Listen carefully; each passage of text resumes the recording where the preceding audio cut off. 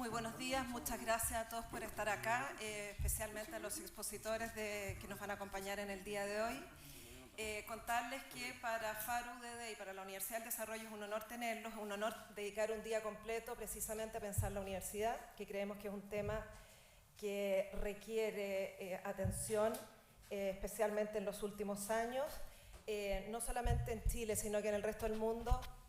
Vemos como la universidad está muy tensionada, muy cuestionada dentro de los propios cuerpos académicos, pero también a nivel de la sociedad completa.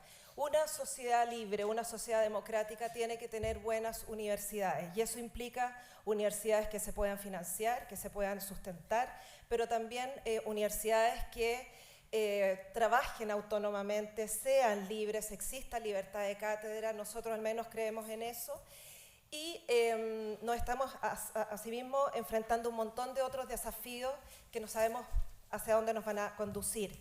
La inteligencia artificial, todos los que nos dedicamos a la academia, nos está golpeando ya desde el año pasado, porque siempre estamos tarde, incluso en las formas de evaluar. No sabemos cómo evaluar, tenemos que cuestionar, reflexionar, hacer muchas preguntas todavía, pero hay una serie de otras cosas que son importantes tenerlas en cuestión. Estamos formando a las futuras generaciones. Tenemos claro de qué necesitan esas futuras generaciones, cuáles son las necesidades que ellos van a enfrentarse en sus mundos laborales, probablemente no mucho. No creo que lo vayamos a solucionar todo hoy día, para nada. Sin embargo, creo que es importante detenerse y pensar la universidad, y eso es lo que FARO UDD nos invita en el día de hoy. Este es el segundo seminario FARO, el primero el año pasado, también lo dedicamos a la educación.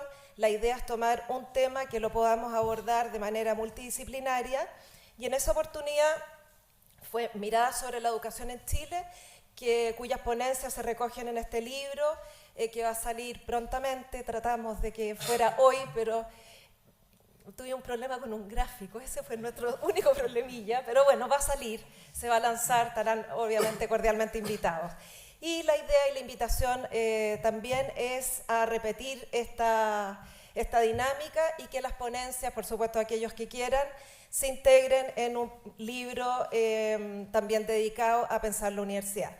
Partimos, cosas prácticas, los expositores cada ponencia tiene 20 minutos, los moderadores, yo comienzo en esta mesa, son 5 mesas, 23 expositores en el día de hoy. Les voy a avisar a los 5 minutos, yo sé que es una molestia, pero bueno, cuando les queden 5 minutos les voy a avisar, y cuando les quede 1 minuto también, y eso significa que ya hay que cerrar. Muchas gracias nuevamente.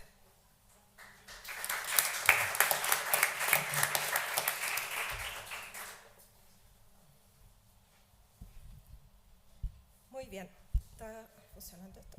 Sí.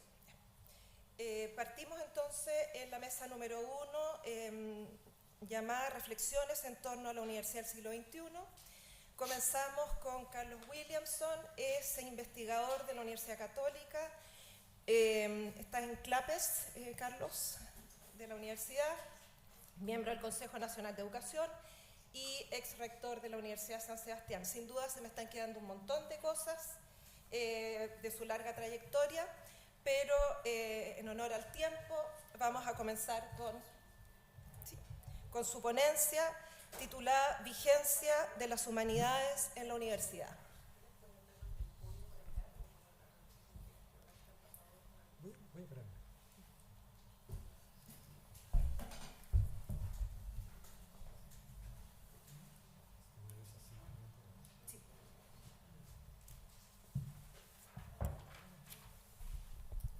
Muy bien, muy buenos días. Quiero, en primer lugar, agradecer la invitación y celebrar. Cuando yo llegué, creo que habían 3 personas. Ahora hay más, pero es que es así. O sea, cuando uno dice pensar la universidad, créanme que no es un tema que provoque gran entusiasmo ni sea muy sensual. Quiero agradecer en todo caso la invitación. Me parece muy valioso que hagamos ese esfuerzo de reflexión sobre pensar la universidad. Yo habría que decir tal vez repensar la universidad. Las universidades se vienen repensando desde las fundaciones de las primeras universidades. Además, como decía Jacqueline, a mí personalmente me tiene muy preocupado, pero en un sentido positivo, ¿cierto?, respecto al impacto que puede tener la inteligencia artificial. Yo como economista ahora aprendí a usarla bien, ¿no es cierto?, a distintos niveles, y cuando uno se va a los mejores niveles y hace una pregunta en economía, créanme que la respuesta es mejor la que tenía yo en la mente. Por lo tanto, esto va a transformar de manera radical el modo de enseñar. ¿Para qué decir en el caso de los mercados laborales? Las nuevas tecnologías están destruyendo trabajo hecho por humanos, ¿eh? Por tanto, estamos frente a un tsunami que se viene hacia adelante y que es bueno que pensemos en la universidad del presente y también en la universidad del futuro. Quiero además felicitar en esto el trabajo del Faro UDD. Estoy sorprendido. Faro UDD es un centro de pensamiento que compite con nosotros, la PUC. Pero en poco tiempo se ha transformado en un referente. O sea, yo creo que efectivamente encontraron la metáfora válida. Yo creo que Faro UDD está iluminando y hablando bien en muchos aspectos en un país y una sociedad que por momentos se debate entre la desesperanza y el desencanto, y es bueno que existan estos centros de pensamiento. Ustedes se preguntarán qué hace un economista que va a hablar sobre humanidades. De hecho, cuando Jacqueline me entregó el listado de temas, no es que hubiese considerado que el resto de los temas eran medio fome, pero me pareció valioso, digamos, que un economista dijera, bueno, a ver, crucemos la vereda al frente y veamos qué es lo que podemos decir nosotros, o yo como economista, sobre el tema de la vigencia de las humanidades. Obviamente que tomo ese tema porque yo creo que deben cobrar plena vigencia en la humanidad y voy a tratar de demostrar por qué y la importancia de ellas. A diferencia de lo que hago yo como economista, que tengo un PowerPoint, digamos, aquí voy a básicamente leer unas reflexiones, pensamientos que he tenido. Confieso que con el paso del tiempo, yo como economista me he ido dando cuenta y se ha ido alojando en mí la idea de que las humanidades son muy importantes. Voy a decir por qué. Y que no me son ajenas.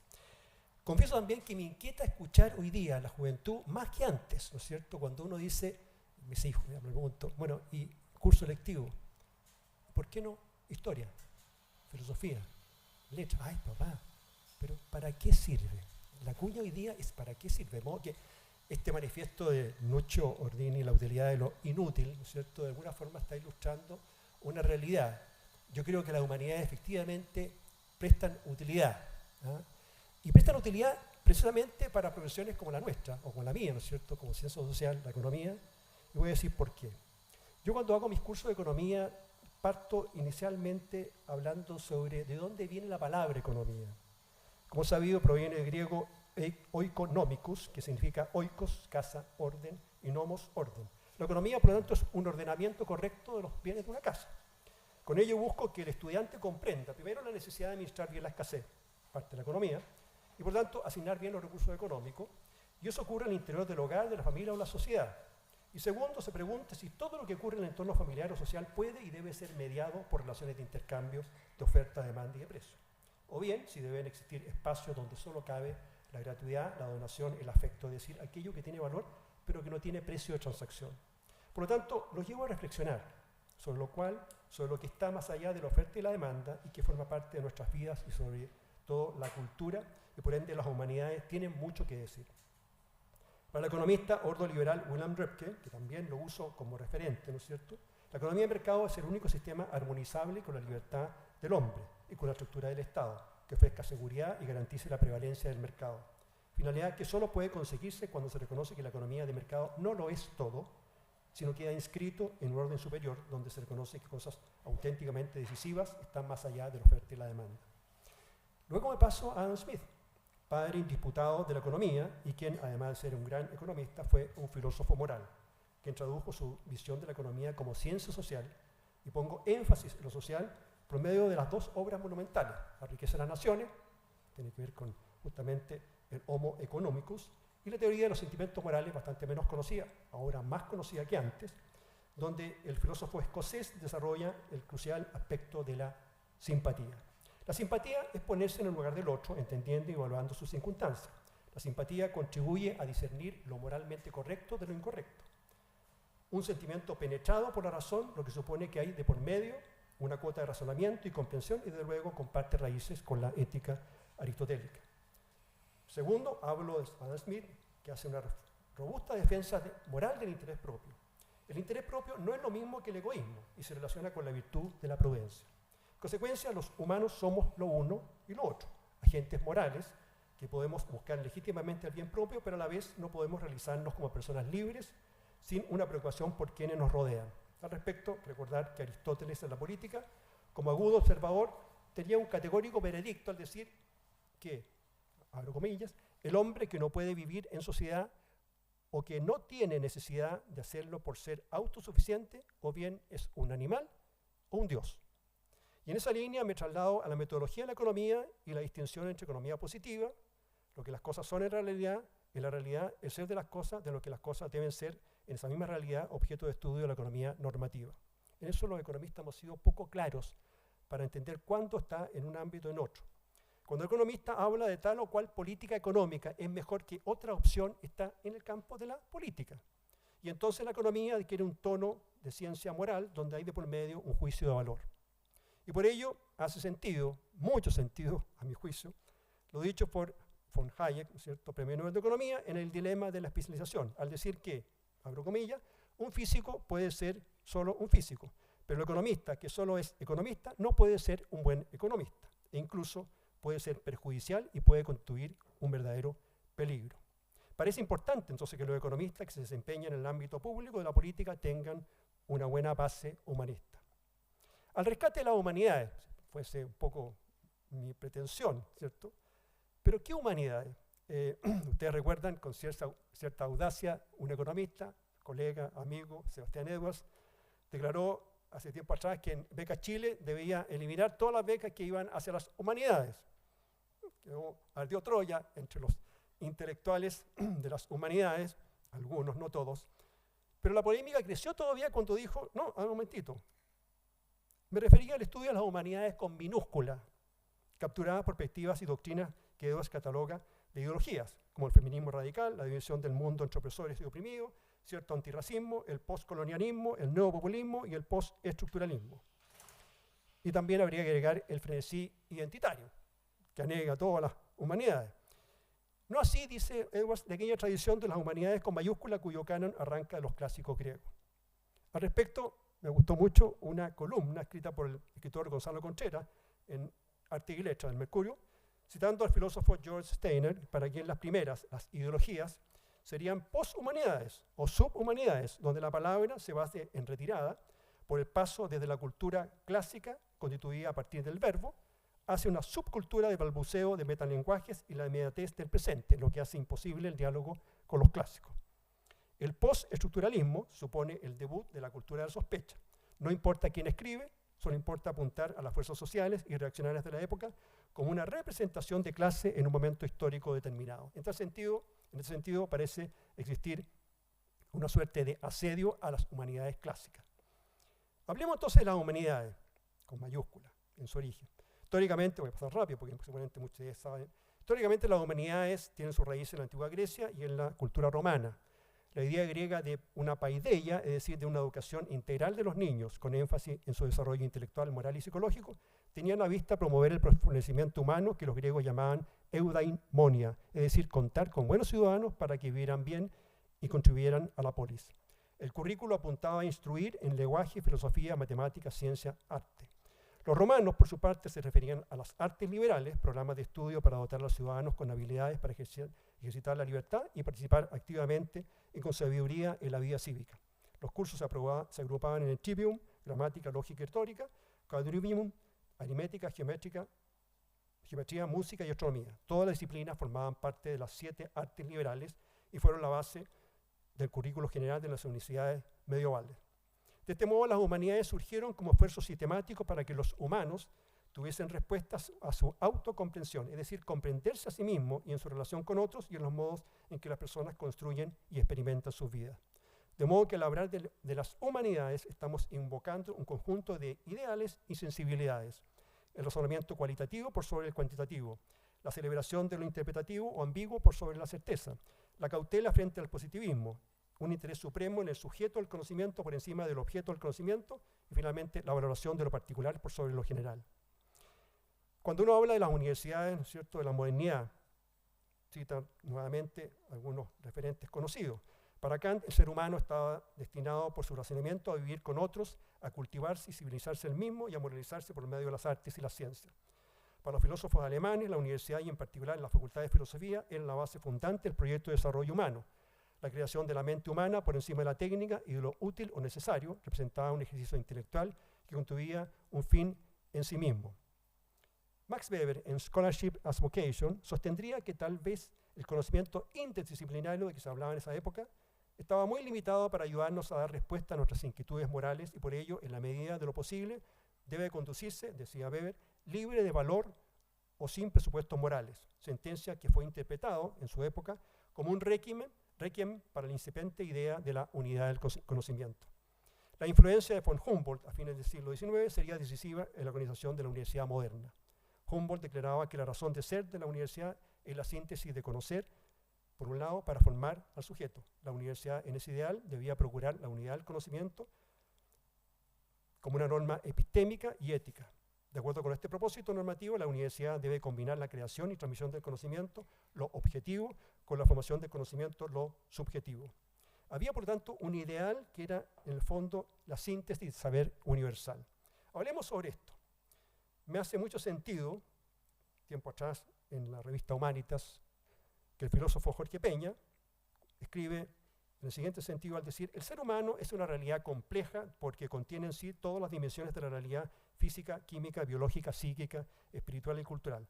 Pero el sistema universitario en Chile no prepara a los estudiantes para afrontar esa complejidad y la razón es que predomina la simplificación, de lo cual hablamos antes. Como dice Edgardo Morán, el paradigma de la simplicidad conduce al reduccionismo y la excesiva abstracción nos hace perder de vista la realidad.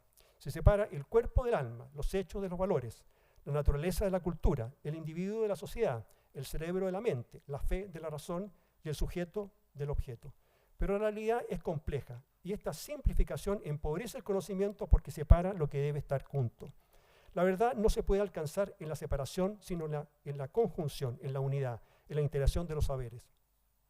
Las universidades han olvidado en su rol educacional que no solo importa que los estudiantes sean creativos en el uso del conocimiento que han recibido, sino que por sobre todo han olvidado que el rol fundamental de la educación es transformar a los jóvenes, hacerlos crecer como seres humanos, que se miren a sí mismos y comprendan quiénes son y pesquisen por los caminos de la vida sobre cómo ayudar a otros. En suma, cómo egresar de la universidad siendo mejores personas. Harry Lewis, decano de Harvard College, en su libro Excelencia sin alma, señala que Harvard puede nuevamente inspirar a sus estudiantes a desarrollar una filosofía de vida que brinda dignidad y honor en todo lo que concierne a los asuntos humanos. Si falla en esta misión, no es solo Harvard, sino toda la nación y nuestra civilización la que se empobrece. La universidad actual, que cruza el dintel del conocimiento, de la sociedad del conocimiento, en que las demandas de generación y transmisión del conocimiento se tornan más perentorias y las instituciones académicas sufren un vaciamiento interno en que decaen los ideales, parece urgente repensar la universidad. Lo que siempre ha impulsado el deseo de conocer es el amor a la verdad, como pasión central de los universitarios, en un mundo donde la verdad, si se relativiza, se disuelve. Se trata de que la universidad encuentre su alma, y la universidad y con ello la sociedad entera se juega su destino en el tratamiento que conceda a los saberes humanísticos en una sociedad fascinada por la eficacia y por la rapidez. Porque una universidad en la que las humanidades no ocupan un rol central deja de ser en plenitud universidad. La formación humanista confiere hondura a las profesiones hasta el punto en que la actividad profesional vivida con rigor y seriedad presenta una dimensión filosófica, sin la cual pierde su capacidad creativa y deviene en rutina. Al respecto, George Handers, en un libro que se llama Ustedes pueden hacer cualquier cosa, el sorprendente poder de la inutilidad de las artes liberales, argumenta que las humanidades abren la puerta a muchos trabajos que aún no existen y que serán el fruto de las nuevas tecnologías. La educación en humanidades puede estimular la creatividad, la curiosidad, el pensamiento crítico, la empatía, la lectura y la escritura, la inteligencia emocional, las habilidades comunicacionales y la habilidad para vivir y adaptarse en un complejo y dinámico mundo global. Finalmente, las disciplinas humanistas en Chile. Cuando uno observa el caso de Chile, constata que hay escasos esfuerzos sistemáticos por nutrir los currículos con el pegamento humanista en una cultura muy profesionalizante que aún pervive con su raíz napoleónica. Las humanidades en Chile sobreviven en sus respectivos nichos y hay poca integración del saber. La experiencia del college en la Universidad Católica, que me tocó a mí conocer, ¿cierto?, y provocó enorme resistencia, y la Facultad de Artes Liberales en la Universidad Adolfo Ibáñez, y no conozco muy bien lo que se hace en la Universidad de Desarrollo, son signos de ejemplos que valen la pena destacar, pero convengamos que son excepciones a la regla. Voy a mostrar qué está pasando cuando uno ve, ¿no es cierto?, qué pasa en el sistema universitario chileno con las llamadas universidades. ¿Qué pasa con el número de alumnos? La verdad es que la respuesta es ambivalente. No sé si se alcanza a ver bien aquí. Tenemos la distribución de la matrícula, la primera columna, ciencias sociales. Esto es el porcentaje de estudiantes, del número total de estudiantes, ¿no es cierto? El porcentaje de estudiantes corresponde a que están en ciencias sociales. Vamos al año 2024, 42%, el 2007, 49%. Ha caído el porcentaje de estudiantes en ciencias sociales. Las ingenierías, 21,44%, 2007. 21,2% se han mantenido en 21%. Las ciencias naturales, 3,91%, 3,93%. La salud y bienestar. Estábamos en un 17% y hoy día estamos en un 25%. Ha crecido fuertemente lo que es estudios en ámbito de la salud y bienestar. Y las artes y humanidades, un respetable 5,7% el 2007 y un 4,95%, ha caído un poco en el último año. Y esto en términos de distribución de la matrícula, en términos de números, por cierto, ¿ya? Aquí ciencias sociales en primer lugar, la ingeniería también 65.000, ciencias sociales, 32.000 ingeniería, ciencias naturales 6.000, 39.000, ¿no es cierto?, en salud y bienestar, que ha aumentado fuertemente, y un modesto y respetable casi 8.000 estudiantes en artes y humanidades. Matrícula total, sorprendente, ¿eh? Esto es música. Ahora, entiendo, no logré todavía, entiendo, digamos, de que aquí están no solamente las universidades, que obviamente es donde hay más cultores de música, pero entiendo que también, digamos, institutos profesionales tienen matrícula en ese ámbito, por lo tanto, pero pasamos de 2.000 alumnos a más de 4.000 en el 2024. Arte, después de un periodo, digamos, de un bajón por ahí, ¿no es cierto? Hoy día pasamos del año 2008 de 3.300 a 3.800 en el 2024, también una relativa alza. Esto es sorprendente. Literatura, teníamos en 2007 1.300 estudiantes, esto básicamente universidades, y hoy día estamos en 1.800. Respetable 1.800, igual, cifra pequeña, pero igual ha habido un aumento importante. Teología, después del 2015, que alcanza un máximo de 500 estudiantes, hoy día está en menos de 250 estudiantes, ¿ah? Lo cual es fruto, ¿no es cierto?, resultado de esta creciente secularidad que también invade a las teologías, ¿ah? Filosofía ha ido poco a poco remontando, pasamos del 2007 de 500 estudiantes, hoy día estamos en 650, poco menos de 700 estudiantes, también un aumento en lo que es filosofía. Esto es sorprendente. Historia. Historia alcanza en 2010 2.500 estudiantes y hoy día estamos en 1.600 y con tendencia hacia la baja, ¿ya? Por lo tanto, ambivalente. Filosofía en algunos casos sube, en otros casos no sube tanto. Termino, por lo tanto, voy a terminar mi ponencia con una conocida frase de Heidegger, que la conocen mucho más que yo, ¿no es cierto?, en su antropología filosófica y que mantiene, sin embargo, plena vigencia, a pesar de que han pasado muchos años. Cuando dice Heidegger, ninguna época acumuló tantos y tan ricos conocimientos sobre el hombre. Ninguna época consiguió ofrecer un saber acerca del hombre tan penetrante. Ninguna época logró que este saber fuera tan rápido y cómodamente tan accesible. Ninguna época, no obstante, supo menos qué es el hombre. A ninguna época se le presentó el hombre como un ser tan misterioso. Especialmente para nuestra época, creo yo, las humanidades nos ayudan a entender este ser tan misterioso. Por todo ello, cabe decir, larga vida a las humanidades. Muchas gracias.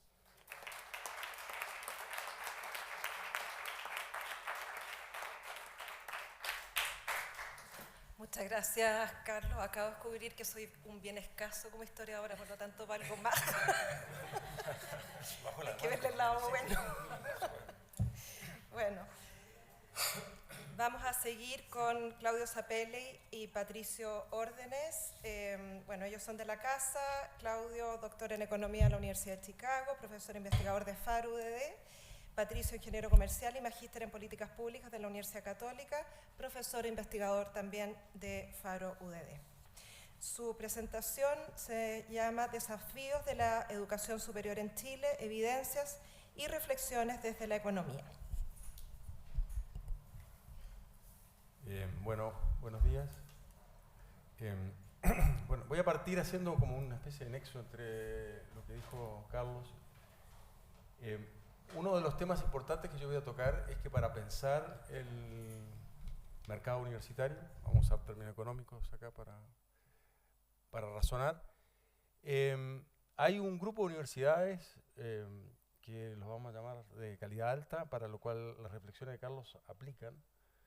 Pero hay otras que tienen otro rol, no menos importante creo yo, que son lo que se llama calidad básica, en que creo que sería difícil que fuera relevante, porque yo creo que cumplen un rol más de educación remedial que de otra cosa.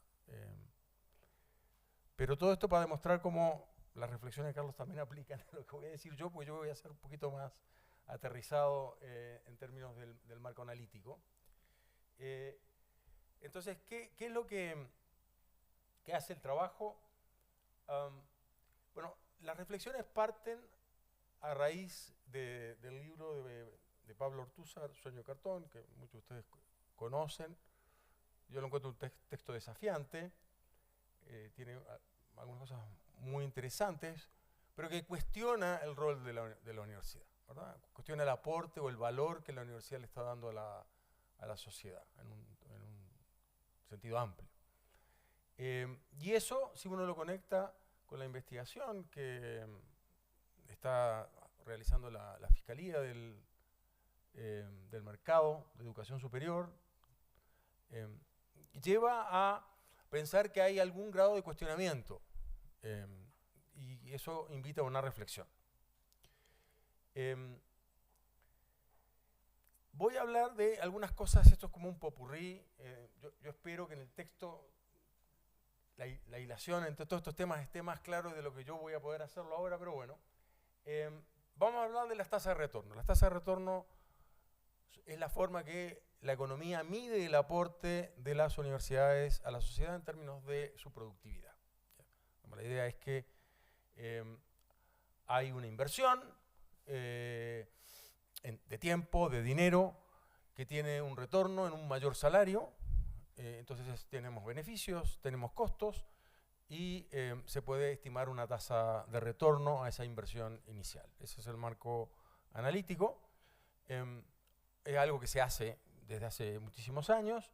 Entonces hay estimaciones de las tasas de retorno como una medida del aporte. Entonces vamos a conversar un poco de eso.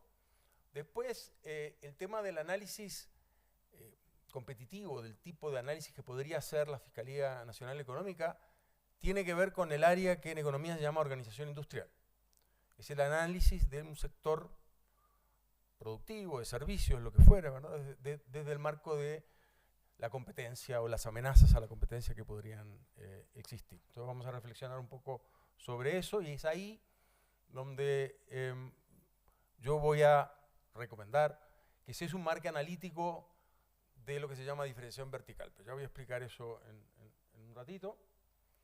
Y vamos a hablar un poquito de políticas públicas, pero como yo creo que voy a llegar con poco tiempo, voy a tratar de mencionar dónde hay temas relevantes de política pública a lo largo de la presentación, entonces ya no vamos a tener que hablar eso al final. Entonces, en línea con la temática de la conferencia, la idea es cómo pensamos el mercado de la educación superior, cómo pensamos el tema de la competencia entre las universidades, ¿sí? Eso me gustaría que fuera el mensaje principal. Ok, respecto a las tasas de retorno, ¿ya? Acá hay énfasis en que han caído, y que es cierto, han caído estas tasas de retorno, pero hay que recordar que han caído de tasas astronómicas. Esto de la educación terciaria era en una época grito y plata. Y yo creo que la gente lo supo, se dio cuenta, y todavía tenemos cierta inercia de ese comportamiento correcto que se realizaba en algún momento en términos de las altísimas tasas de retorno que tenía el sector universitario. Ahora, hay razones de mercado para eso, de mercado en el sentido de que aumentó mucho la demanda para egresados de educación terciaria. La oferta en el sector universitario reacciona muy lentamente, por buenas razones. Es costoso hacer una universidad, es costoso que tenga reputación, es costoso entonces que tenga muchos alumnos.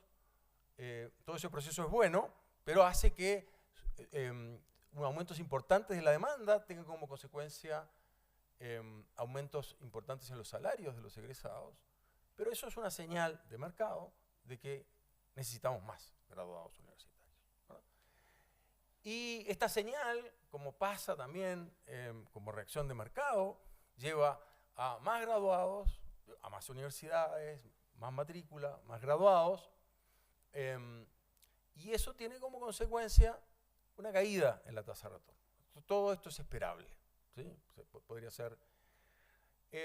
La pregunta, entonces, visto que fue muy alta, ha caído respecto de los niveles. Y los niveles, si uno los compara con América Latina, los compara con el mundo, siguen siendo altos. O sea, la tasa promedio de retorno a la educación terciaria sigue siendo alta. O sea, el aporte a la sociedad de estos grados universitarios sigue siendo muy valioso. Eso es lo que nos está diciendo ese número. Pero, visto que cayó, uno podría esperar que en algunos sectores estas tasas fueran negativas. Entonces ahí hay una problemática. Ahora, poniendo más contexto, no solo cae la tasa de retorno de educación terciaria, también la de educación secundaria. Entonces hay un tema de mercado de trabajo en Chile. Y yo diría más, entre paréntesis, esto no tiene nada que ver con el tema del trabajo, pero hay un problema en el mercado de trabajo en Chile. Sin duda, ¿verdad? Es un problema de primer orden. Pero esto tiene incidencia en acá. Y también, si uno mira las tasas de retorno en América Latina, también caen. Entonces, también hay un factor común a los países de América Latina que puede tener que ver con los temas de migración, crecimiento, etcétera, que está afectando al mercado de educación superior. Bueno, yo he trabajado mucho con el tema de los ingresos por cohortes, también he trabajado con el tema de las tasas de retorno por cohortes. Tenemos un trabajo reciente que salió en el libro que publicó Faro en ocasión del 5º aniversario de la revuelta de octubre, que mide justamente la evolución de los salarios de las distintas generaciones y muestra que a partir de la generación del 89 los salarios de las nuevas generaciones empezaron a caer. Después de muchos años que cada generación tenía un mejor ingreso promedio que la generación anterior, estos ingresos empiezan a caer. Es abrupto, es sorpresivo y puede explicarnos algo del malestar que se traslució en la revuelta, y en particular a mí me gusta hablar más que nada de la marcha del millón que ocurre una semana después, que creo que eso sí podemos tratar de explicarlo. La violencia es más difícil, mucho más difícil. Pero en particular, yo quiero anotar acá que si uno después descompone la evolución de los salarios según nivel educativo, los salarios de las personas con educación terciaria empiezan a caer antes del 89. ¿Ya? Y efectivamente la caída de los salarios de este grupo explica en buena medida la caída de los salarios de esas generaciones. ¿Sí? Ahora, dicho esto, esto no es contradictorio, es muy importante, no es contradictorio con lo que dije antes. ¿Sí? Que los niveles salariales empiezan a caer, tiene el paralelismo en la caída de la tasa de retorno. Pero los niveles siguen siendo altos, eso no cambia, ¿verdad? Eso no cambia. Lo que sí cambia, y es un punto importante que hace Pablo Ortúzar en su libro, es que la promesa del cambio de clase social, ese sí ya no está sobre la mesa. No puede ser. Ahí hay una frustración que puede tener un rol importante en todo esto, y tiene que ver con que la masividad justamente conspira en contra de que todo este grupo de gente que está saliendo de la educación terciaria pasa a ser parte de la élite, que es un poco la aspiración que existía. Entonces ahí hay una desilusión de expectativas, aun cuando las tasas de retorno sigan siendo positivas. Ok, cambio de tema, organización industrial. Ahora, ¿cómo pensamos el mercado de la educación superior? Acá tenemos, bueno, ustedes saben que hay mucha competencia en el mercado de educación superior, pero ¿cómo lo pensamos? Entonces, voy a usar la tesis doctoral de Marcela Huepe en la Universidad Católica y algunos trabajos de Caroline Hawksby, que ha trabajado harto en este tema. Y lo que proponen ellas es pensar la universidad como un sector en que hay diferenciación vertical. Y justamente para tratar de pensar lo que está pasando, podemos pensar en que hay una diferenciación vertical extrema. Tenemos entonces un sector de alta calidad y un sector que, voy a usar el término que usa Marcela Huepe, un sector de calidad básica. Y yo creo que una vez que uno empieza a masticar los datos con este modelo en la cabeza, cierra bastante. Entonces, los mercados en que hay bienes diferenciados son mercados en que la competencia es localizada. Es decir, compite universidad de buena calidad con universidad de buena calidad, y universidad de calidad básica con universidad de calidad básica no compiten entre sí. Son dos mercados prácticamente segmentados. Hay una diferencia muy importante en la estructura de costos que contribuye a esto. Esto es totalmente objetivo, no es que alguien haya decidido hacerlo así. Por eso es que ese elemento analítico es útil no solo en Chile, sino también, por ejemplo, en Estados Unidos. Y varios autores lo usan también. ¿Sí? Porque las universidades de alta calidad necesitan mucha inversión y hay mucho costo hundido. Y las de baja calidad no. Entonces son estructuras de costos distintas y por eso la separación se vuelve grande, porque son saltos que tienen que ver con la estructura de costos.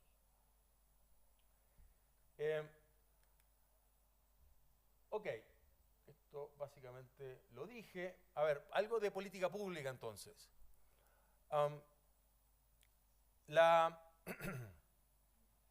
El pensar en dos submercados necesariamente lleva a pensar en la posibilidad de dos marcos regulatorios distintos.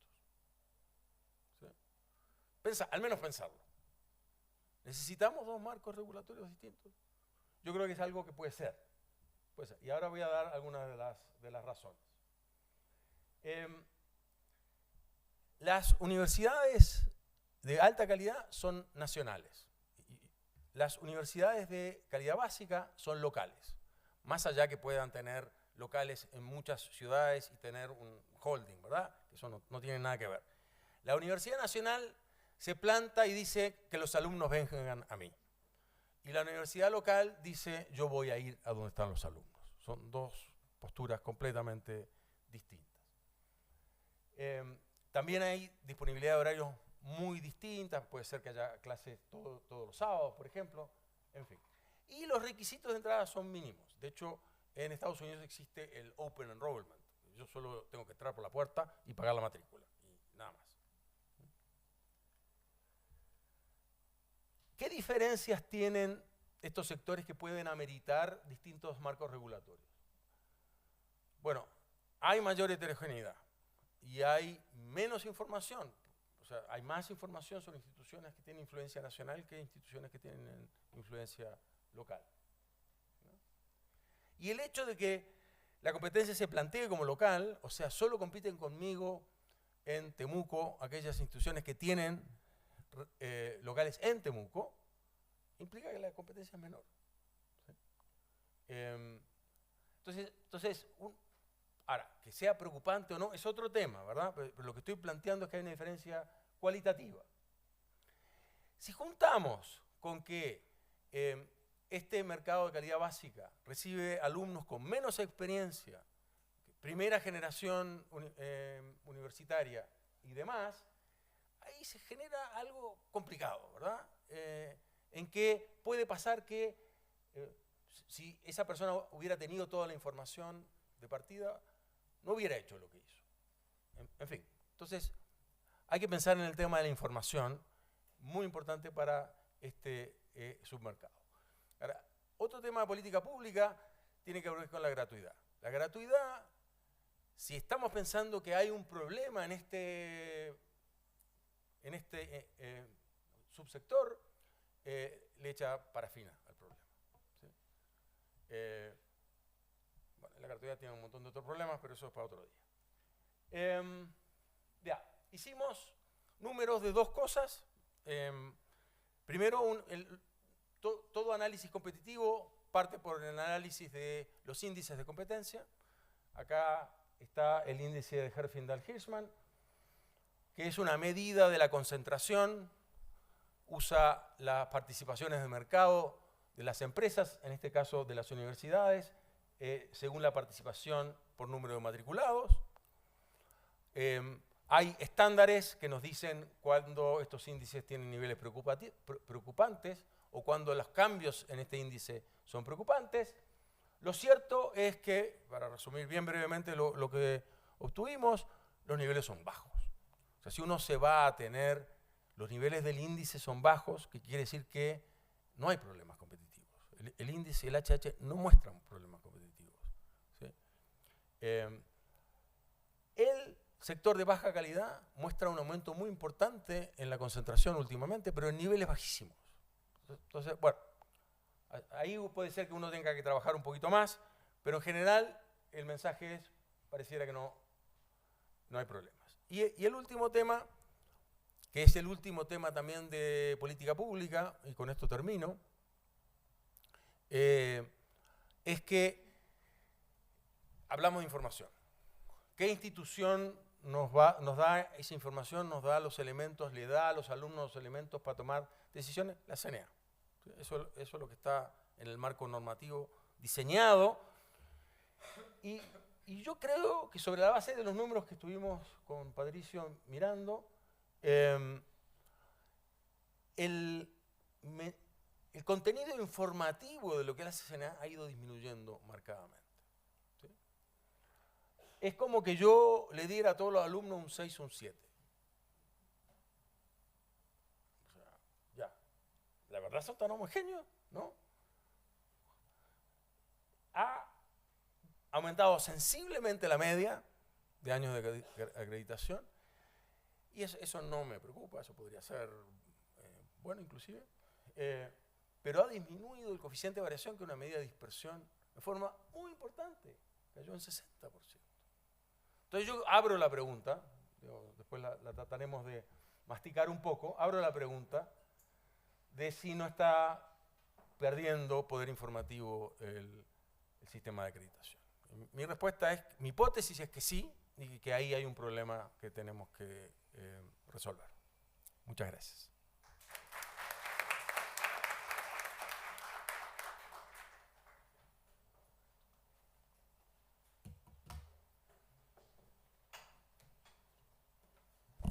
Muchas gracias, Claudio. Vamos a continuar ahora con Ernesto, ya llegó. Ernesto Silva y Andrea McKinney con la presentación Desafíos de la regulación de la enseñanza superior en un mercado cambiante. Lo tengo que presentar igual, todos lo conocen. Ernesto es abogado, doctor en Ciencias Políticas por la Universidad Autónoma de Madrid, prorector de la Universidad del Desarrollo y además director ejecutivo de FAR-UDD. Andrea McKinney, ingeniero comercial, profesora también de nuestra casa de estudios, y la vemos casi parte de Faro ya, la vemos seguidamente. Bien. Bien, muchas gracias, buenos días. Nosotros vamos a dividir la presentación con la Andrea. Antes de partir, yo no puedo no comentar algunas de las cosas que dijo Carlos muy brevemente, que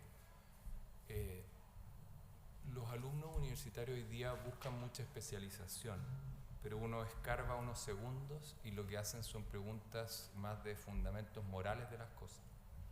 Y por lo tanto el rol de la formación más allá de la disciplina creo que es y va a ser cada vez más importante. Carlos también preguntó cuál es el modelo de la universidad.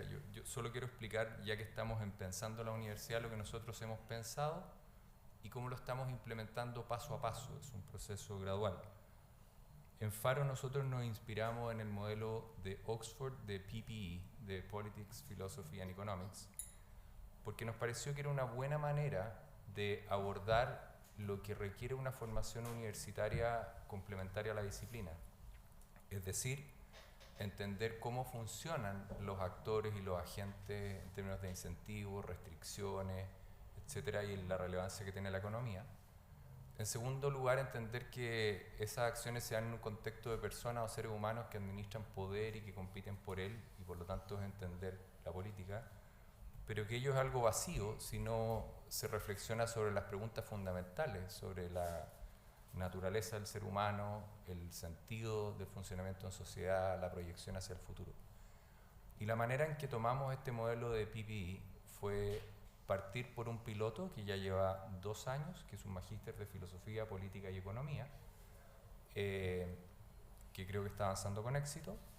Y en segundo lugar, y aprovecho de comentarlo, en marzo del 25 se inicia en la Universidad del Desarrollo la licenciatura en Filosofía, Política y Economía, que es una oferta que está disponible para alumnos de las carreras de Derecho, Periodismo, Ciencia Política e Ingeniería Comercial, como segunda carrera. Lo vamos como proceso para alumnos que tengan niveles más altos de motivación, y es un proceso exploratorio para ir conquistando en la formación de pregrado este camino, no solamente como un collage o colección de cursos, que a veces son las formaciones generales, sino más bien una integración de contenidos que formen de manera más articulada.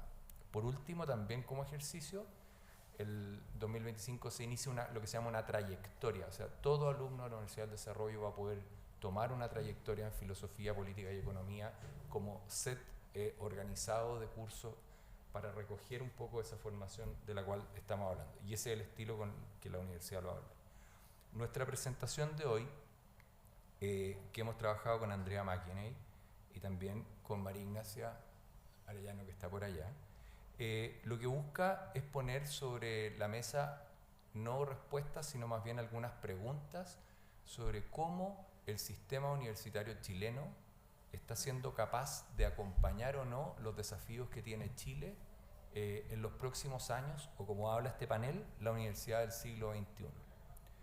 Parte de nuestra reflexión se construye sobre la idea, y es lo que vamos a mostrar un poco a continuación, de que en los últimos 40 años el sistema universitario chileno y su regulación ha ido acompañando el progreso de Chile de ser de un país de una realidad de ingresos más bien bajos o pobres a una situación de ingresos medios. Y la pregunta que nos hacemos es si los desafíos que tiene el país hacia adelante en materia de productividad, salto de ingresos, innovación, competitividad internacional y otras, está debidamente acompañada por la regulación que hoy día está imperando y dominando la educación superior chilena. Ese es el camino que vamos a recorrer, y como decimos, no estamos presentando resultados de una investigación, sino más bien invitando a trabajar, ojalá al mundo académico, sobre algunas de las preguntas que vamos a dejar puestas al final de estas láminas, para lo cual la Andrea a continuación va a hacer un recorrido de cómo ha evolucionado el sistema.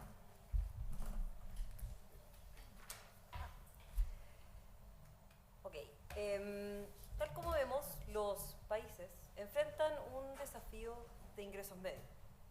Este desafío implica que cuando uno quiere pasar a ser un país desarrollado, los mecanismos de formación de capital humano, de innovación, que generan mayor productividad, pasan a ser relevantes.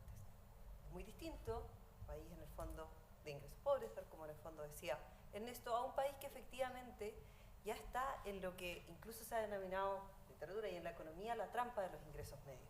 Y cómo efectivamente se puede subir y dar ese salto hacia ser un país desarrollado.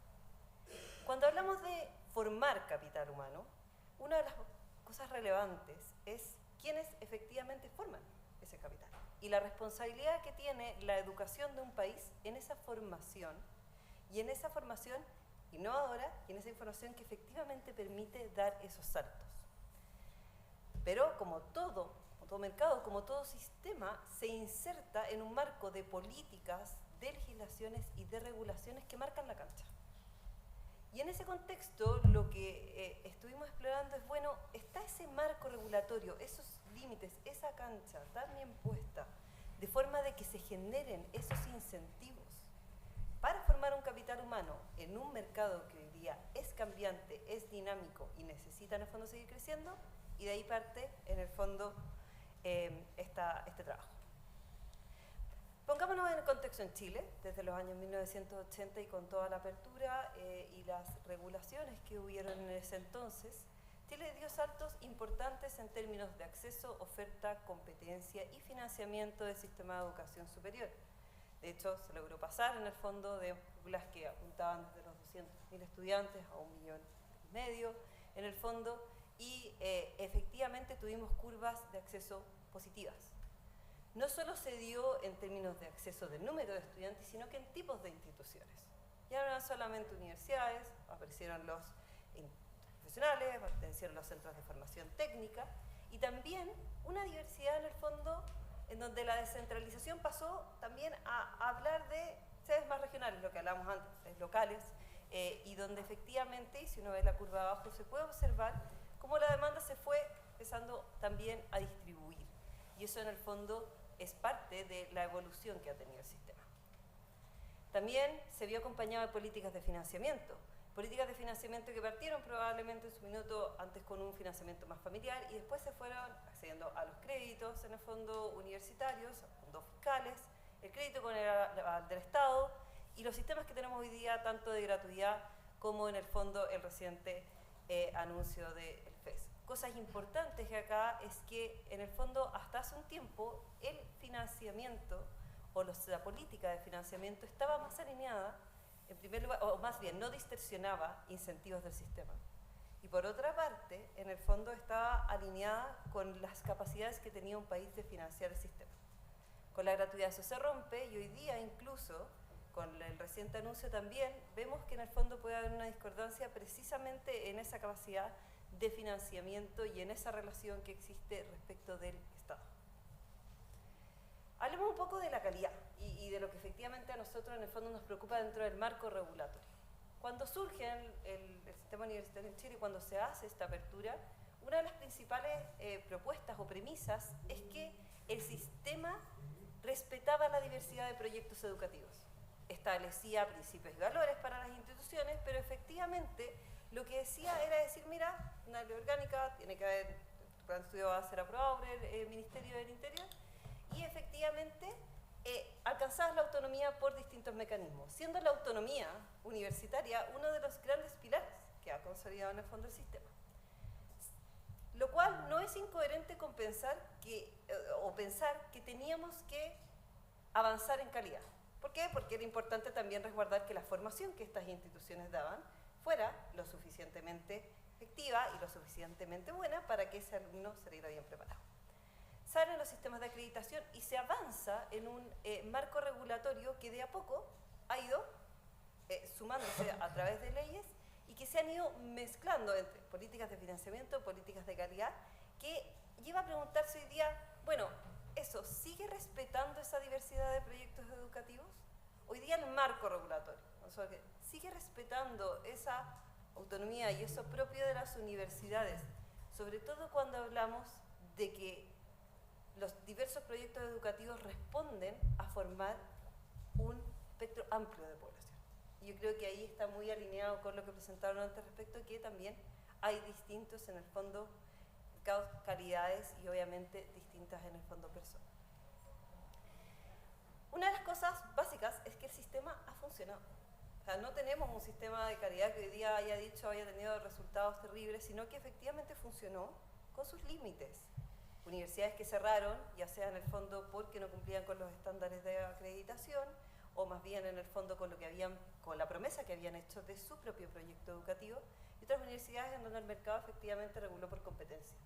Entonces hoy día sí tenemos un sistema que hasta el minuto, con más o menos críticas y con más o menos ajustes, funciona. Y aquí hay algunas cosas que quizás nosotros queremos dejar plantear como preguntas.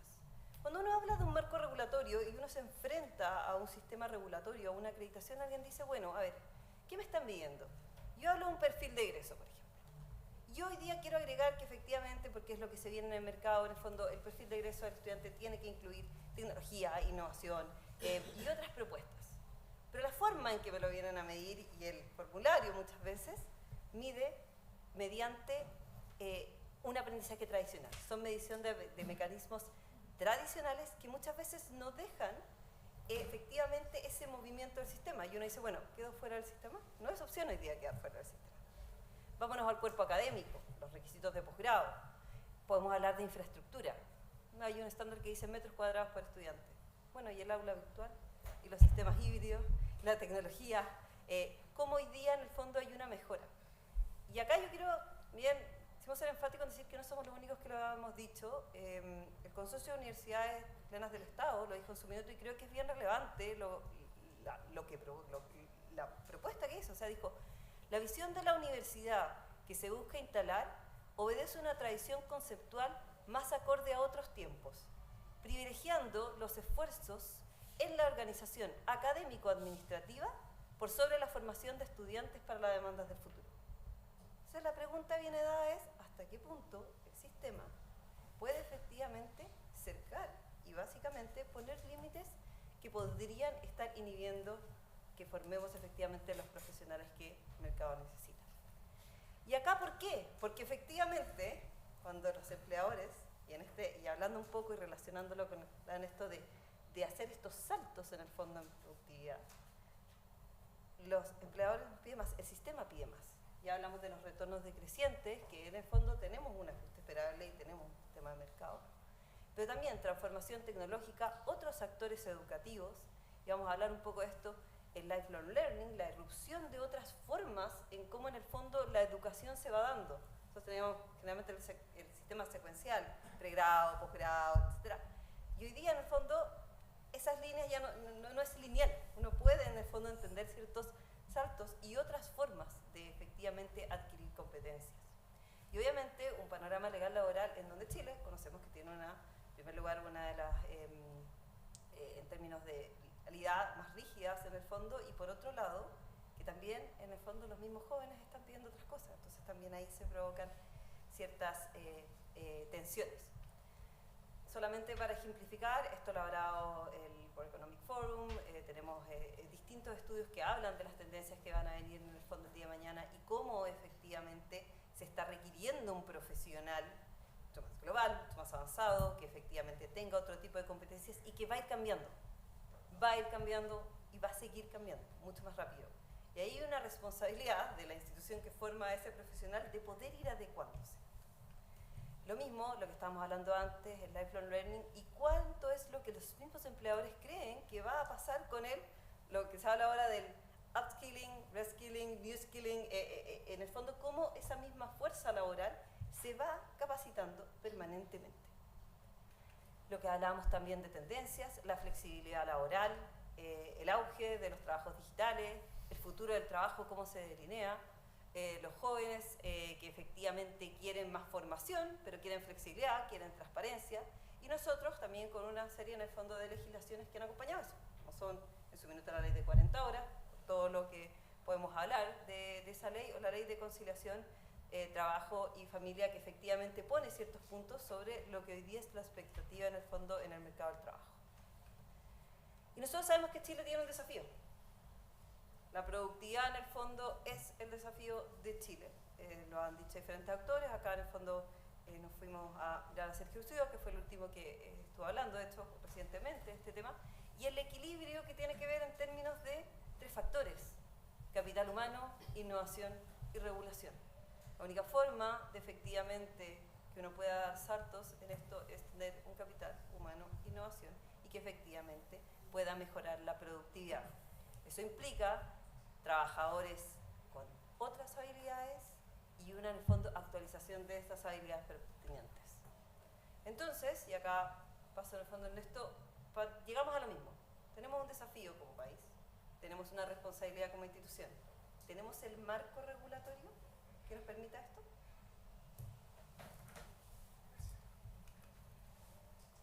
Bien, si es que nosotros tenemos un sistema que ha crecido en alumnos y personas, si es que tenemos también un entorno cambiante muy fuerte en materia de mercado laboral, desafíos de innovación, las preguntas que traemos hoy día para abrir investigación y conversación hacia adelante ya están siendo trabajadas por mucho, pero las queremos reiterar, es si es coherente la dirección, me refiero a la trayectoria que están teniendo los cambios legislativos y regulatorios en educación superior con los desafíos que tiene el país. O sea, si hay consistencia entre la trayectoria y los desafíos. Esta pregunta creo que puede ser de interés no solo para la educación superior, sino para muchos otros ámbitos, pero hoy día queremos hacerle un zoom a temas de educación superior. Si el marco institucional y los incentivos facilitan el aseguramiento de la calidad y agregamos la adaptación a los nuevos desafíos del entorno, o si es que la acreditación lo que hace también es que pone un marco de aseguramiento más bien rígido o estático. Y dos cosas más que queremos plantear es si es que las reglas o la trayectoria que están teniendo reconoce y resguarda ese actuar, el nivel de autonomía y el valor que tiene la diversidad de instituciones y proyectos en el sistema de educación superior chileno, porque cuando uno va a educar a 10 personas, quizás no es tan importante la diversidad. Cuando va a educar a millones, en el fondo hay ingresos, trayectorias, historias que hacen que sea necesario una diversidad muy grande en el sistema. Y por último, como decía la Andrea recién, ya no solamente van a educar las universidades, sino las consultoras, los algoritmos, etcétera, las mismas empresas. Entonces, ¿cuán preparado está el diseño institucional para ir facilitando esa articulación de ciclos formativos? Entonces, solo para plantear una idea como en una lista, y esta es una lista que no es exhaustiva, pero algunas regulaciones de la educación superior a lo largo de los años. Primero voy a ir mencionando algunas, pero tenemos nueva institucionalidad, tenemos superintendencia, subsecretaría, hay más búsqueda en el fondo de transacciones entre relacionados, hemos tenido noticias en los últimos días, más actuar en ese tema. Hemos tenido el CAE como política de financiamiento en sus distintas versiones, la incorporación de la gratuidad, como se ha planteado. Fíjense que han aparecido en esta industria también exigencias por ley, como la obligación de que las universidades tengamos que dar cursos que los alumnos tienen que aprobar y tienen que estar en el plan de estudio sobre materias de derechos humanos, violencia y género, que Faro de hecho ha preparado los contenidos para esta universidad, obligatorio para todos. Tenemos ley nueva de apertura de cierre de carreras, sedes y programas, que lo que obliga es a pedir permiso antes a la subsecretaría con un plan que incluye escuchar a los profesores, a los alumnos, a los funcionarios, etcétera, para cada una de las decisiones que a veces son ágiles, hay que tomarlas rápido porque la realidad está cambiando. Pero ahora ha cambiado porque hay que hacerlo en el tiempo. Han habido incentivos nuevos con éxito limitado a las empresas por investigación en I+D. Han habido nuevos financiamientos de hubs y otros, no lo puse por escrito, pero también lo menciono. La acreditación institucional ha tenido nuevos cambios y lo mismo la por programa. En algunos casos es obligatoria, otras voluntaria. También ha habido una vinculación, o sea, por eso llegó acreditación voluntaria a la institucional, comillas, porque hay vinculación entre acreditación y financiamiento, la eliminación del aporte fiscal indirecto, está mal tipiado ahí en un error, del aporte fiscal indirecto de las universidades hace algún tiempo atrás, que era un elemento importante, como signaling de financiamiento, etc. Son muchas. Entonces, nosotros vamos a decir dos cosas que llamamos la atención y que invitamos a reflexionar. Una, que es, en el fondo, hoy día como que el sistema de educación superior funciona en dos claves, que es gratuidad y acreditación. O sea, las universidades trabajamos principalmente, en el fondo, voy a decir, distraemos parte de nuestra acción en nuestro proyecto en atender la acreditación, ¿ya? Y en el fondo el sistema de educación superior chileno está muy determinado por la política de financiamiento y nos preocupa la que viene ahora, especialmente la propuesta del FES. Entonces, vamos a algunos de los temas, solo para dejarlos planteados. Vamos a la acreditación. La acreditación está contenida en la ley, pero como todo proceso humano, y puede que me demore un minuto y medio más, ¿ya? La CNA es una agencia del Estado, una agencia del Estado que tiene incentivos, motivaciones, funcionarios y agencias. Y por lo tanto cumple un rol en la definición de criterios, en estándares y en su implementación. Y yo les quiero decir que hay brechas entre lo que dice la ley y la forma en que se implementa.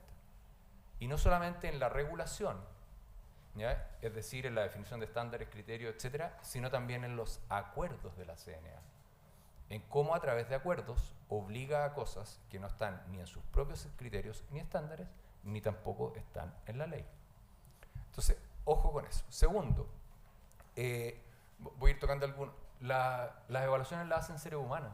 Los seres humanos tenemos sesgos, pertenecemos a instituciones. Y eso se nota también en los estándares y criterios que se traen, porque esta no es una evaluación de proceso respecto a la propia definición de calidad, como originalmente se insinuó que podía ser, sino más bien se transforman los hechos en una evaluación de estándares definidos y asumidos por alguien. Es lo que vemos todos los días. Ayer tuvimos otra visita más de pares evaluadores de acreditación. En la literatura de burocracia y economía política, red tape y desk stacking es muy relevante. Si nosotros lo quisiéramos es revisar la cantidad de horas formulario hombre, yo animo a los integrantes de este panel a que traten de completar su ficha académica para cumplir con una acreditación. Creo que van a tener que encontrar los links de evidencia, tienen que aportarlos en el formulario de actividades que hicieron hace 20 o 25 años atrás. ¿Ya? Y yo calculo que un académico no debe dedicar menos de 20 horas o 30 horas a completar un formulario que va a ir acompañado de otros 1.500 académicos y que no va a ser revisado por un individuo. ¿Ya? Entonces, ¿qué es lo que quiero decir con esto? ¿Cómo reaccionan las instituciones? ¿Cómo afecta en su trabajo de cara a los desafíos futuros? Acá hay un sesgo en parte de esta regulación que vale la pena revisar a cómo esto limita, rigidiza el actuar de la universidad, de las instituciones y no mira hacia la innovación. Solo para terminar, me refiero rápidamente a la gratuidad y algunas reflexiones finales. Respecto a la gratuidad, que parte con una glosa presupuestaria, que tiene una norma legal propia posteriormente, que de hecho dice que según el crecimiento del país va a ir avanzando, cosa que no ha pasado aún, pero se podría activar, y han habido temores de que se pudiera haber activado para el 2026. Ahora viene la norma de pseudo gratuidad del FES, que en la práctica lo que hace es decir, universidad, si usted quiere que su alumno tenga financiamiento, sea parte del sistema, sométase a las reglas, no cobre copago más que al decil 10 y por lo tanto dispongamos de menos recursos en el sistema de educación superior, ojo, y de verdad acá lo que yo creo que termina pasando es lo que hemos observado parcialmente hasta ahora. Uno, un desacople de las prioridades del país y de la educación con el nivel de gasto en financiamiento de gratuidad. Dos, una gratuidad que ha generado desestabilización financiera de instituciones que antes no tenían ese dolor. 3. Un sistema de costeo de la educación superior o de cálculo de aranceles basado en estructura de costo cuando las universidades son por definición un sistema de subsidios cruzados para financiar distintos tipos de actividad que no logra reflejarse en ese sistema de medición. Por último, un sistema que con su definición lo que está afectando a nuestro juicio, y es un poco lo que vale la pena investigar hacia adelante, los niveles de autonomía y diversidad que le han contribuido tanto a Chile. Por eso, algunas reflexiones al cierre para dejar las preguntas. Nosotros vemos que Chile ha desarrollado un sistema de educación superior que ha logrado importante cobertura, desarrollo y diversidad. Este sistema, nosotros decimos, ha acompañado el tránsito del país desde una realidad de ingresos bajos a ingresos medios. Y se ha observado un natural ajuste, lo dijo Claudio Ipato en la presentación previa de los retornos de la educación superior, dado que es distinto tener 200.000 estudiantes que 1.200.000 y muchos más egresados en el sistema. Ese ajuste se tenía que ir produciendo, a pesar de que las tasas en muchas de sus curvas de distribución siguen siendo altas. Y en la etapa actual y futura, y aquí viene un poco la pregunta, nuestro desafío como país es contar con un sistema de educación superior que acompañe el tránsito hacia mayores niveles de productividad, innovación y crecimiento. ¿Ya? Y ahí es donde invitamos a poner atención a la regulación e incentivos de este sistema con foco en dos aspectos, no porque sean los únicos, está muchos otros, pero son los que dominan la actividad de la universidad, afectan sus incentivos, su comportamiento, que son la acreditación institucional y de programas, como está planteado, y el financiamiento, especialmente con la gratuidad. Muchas gracias.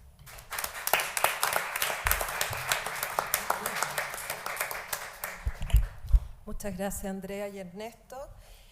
Para terminar esta mesa, Roberto Mayorga con el título El alma de la universidad.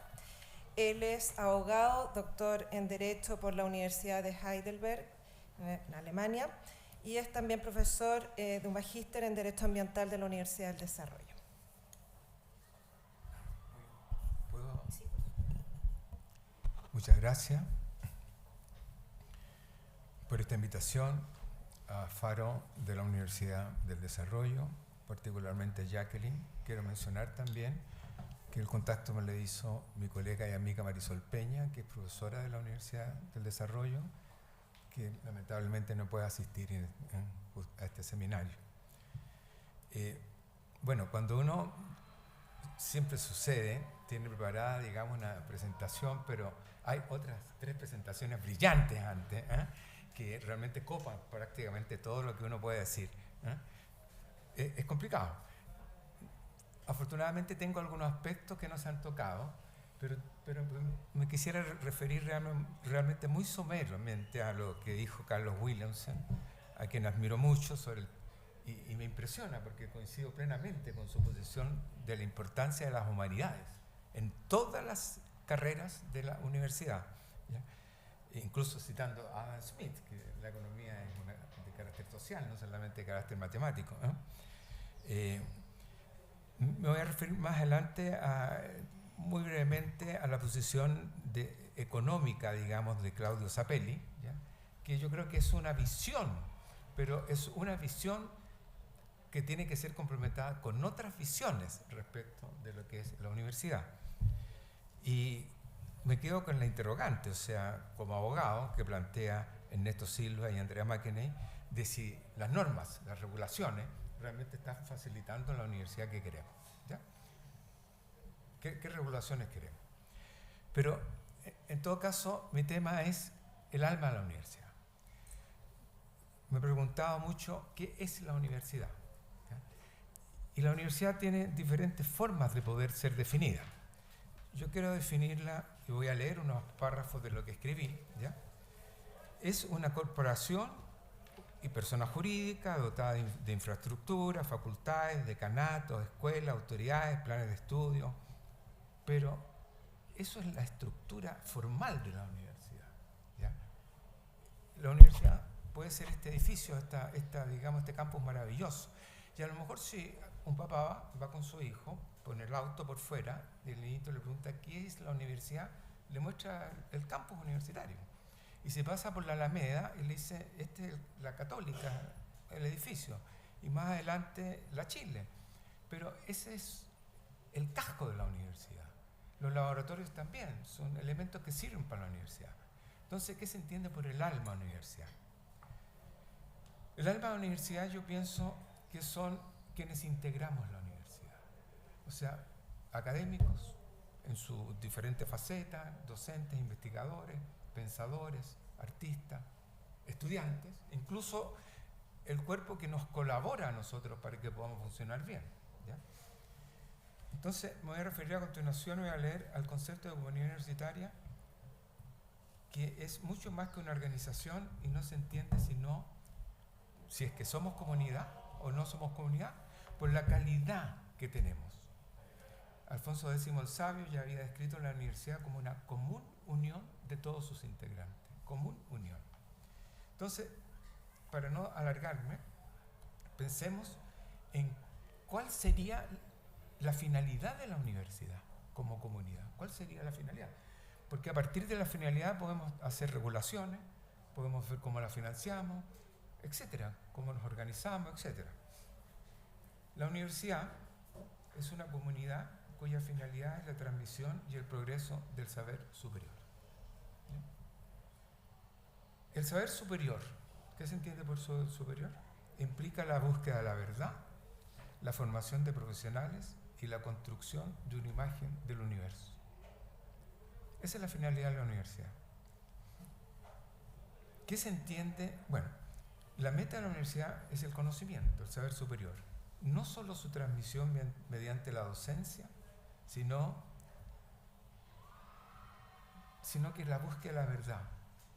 La búsqueda de la verdad, lo dijo de alguna forma Ernesto, es tratar de responderse a las grandes interrogantes que se le plantea a la humanidad en todo el área, en la física, en lo del infinito, en la religión, en las matemáticas, en las ciencias sociales. Respondernos a ese interrogante. Entonces, ¿cómo respondemos a esa interrogante? Con la investigación, de acuerdo, pero no solamente con la investigación, que es lo que está complicando la acreditación. Y yo soy miembro de la jerarquización, de comisión de jerarquización de una universidad. Y nos limitan. Ustedes tienen que investigar y tiene que ser una investigación medible. Pero eso no lo hace Kant. Hizo Kant investigaciones con sus proyecciones filosóficas. Ni siquiera Keynes, gran economista. Él también hizo proyecciones hacia el futuro. ¿Cómo sacamos de la depresión a este país? ¿Ya? Hizo proposiciones, la ley fundamental de Keynes, etc. ¿Ya? Entonces, cuando se nos limita respecto de una forma de tratar de medir al académico en forma exacta, en forma matemática, ¿ya? O medir la universidad también es lo que hace por parámetros y estándares, índices. Está bien, es un aspecto, pero tiene que ir mucho más allá. Y aquí hago un paréntesis respecto a lo económico. Yo hago clase de derecho económico. Yo encuentro muy importante todo lo que se ha hecho en las últimas décadas sobre análisis económico del derecho y de la regulación. Importante. Pero lo que falta es la otra parte de la moneda, y que lo estamos redactando en estos momentos, un análisis jurídico, filosófico de la economía. Porque también son diferentes aspectos. Y yo recuerdo a Jorge Millas, que está citado más adelante, creo que en una de las ponencias, nos decía en filosofía del derecho, yo estudié en la Universidad de Chile, nos decía, ojo, en las ciencias sociales, en todo, en la búsqueda de la verdad que él hablaba, no hay una sola visión. Y nos ponía un ejemplo así, un poco infantil, que me quedó grabado. Decía, si yo divido el curso en 4 grupos y les digo, la próxima semana me van a traer un informe de la Plaza de Armas, textual.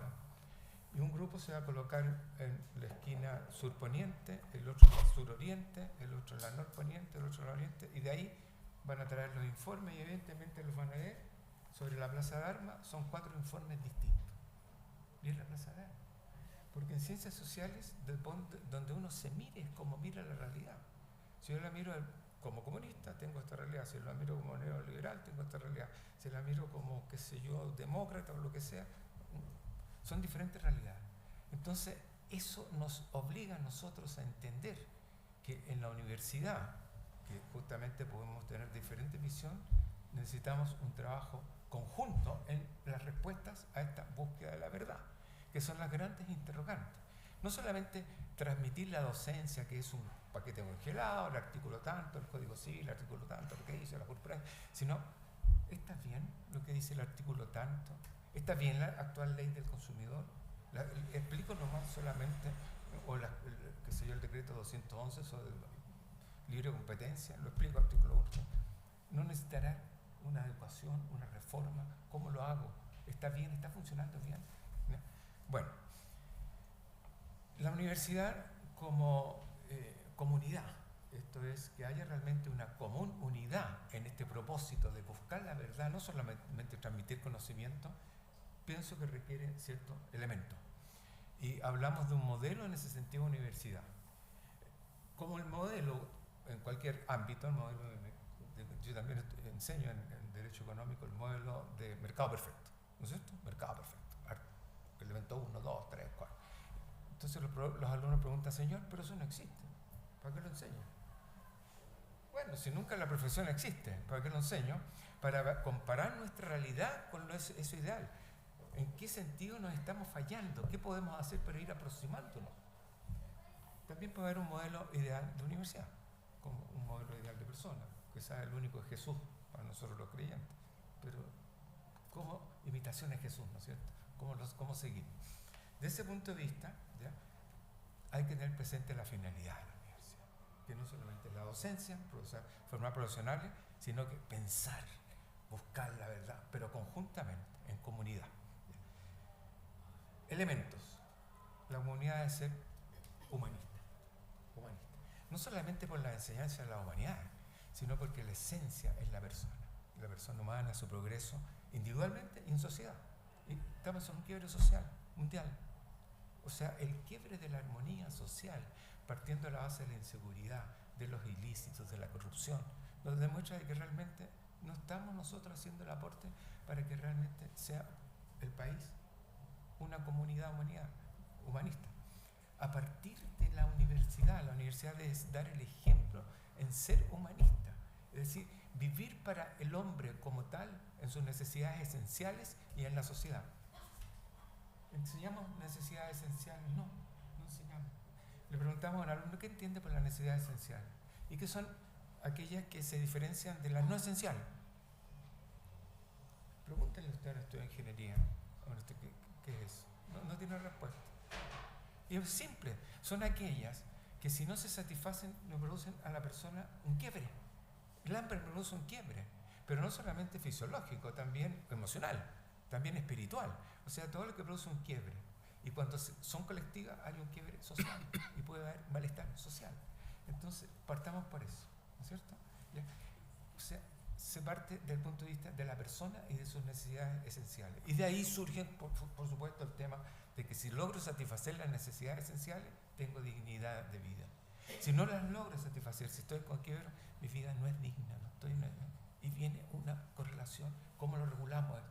Y salen los derechos fundamentales que atienden a la dignidad de la persona, ¿ya? Para satisfacer esas necesidades, ¿no? Bueno, pero básicamente la comunidad no solamente debe ser humanista, sino que profundamente ética. ¿Qué está fallando en el país? La ética. ¿Qué está fallando en el mundo? La ética. La esencia de la universidad como comunidad se halla en la disposición íntima, disposición y conducta. Me refiero a eso. La disposición íntima de quienes somos miembros de la universidad debe estar sellada por la rectitud y la buena fe. Esto parece muy idílico si estoy hablando como algo perfecto, ¿ya? La realidad no es así.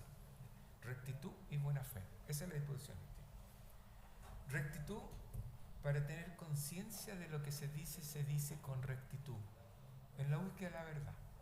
Y buena fe para que yo, receptor del otro, también tengo buena fe en escuchar, ¿ya? Bueno, y de ahí surge en esta interrelación de disposición íntima la necesidad de una conducta también que sea correlativa a la disposición. O sea, no solamente que tenga internamente esta disposición ética, sino que mi conducta, mi comportamiento, y esto es profundo en la conducta humana, ¿no es cierto? Que se puede analizar en qué consiste la conducta humana, pero en breves palabras, que sea concordante con esta disposición ética de rectitud y de buena fe, ¿ya? Y aquí viene en la conducta recíproca, que son distintas. Uno miró, qué sé yo, la Plaza de Armas a un lugar y otro de otro. ¿Cómo se encuentran? A través de la tolerancia. Básicamente. Pero hay un problema, el límite de la tolerancia. ¿Cómo lo hago realmente para decir, oye, yo no estoy absolutamente de acuerdo? ¿Cómo me limito en la tolerancia? Estas son las enseñanzas para realmente que seamos una comunidad universitaria. Y el límite está en que yo no transgredo y no te daño a ti. No afecto tus derechos esenciales. Ahí está el límite. Para eso sirven los derechos. Yo puedo ser tolerante hasta ese límite.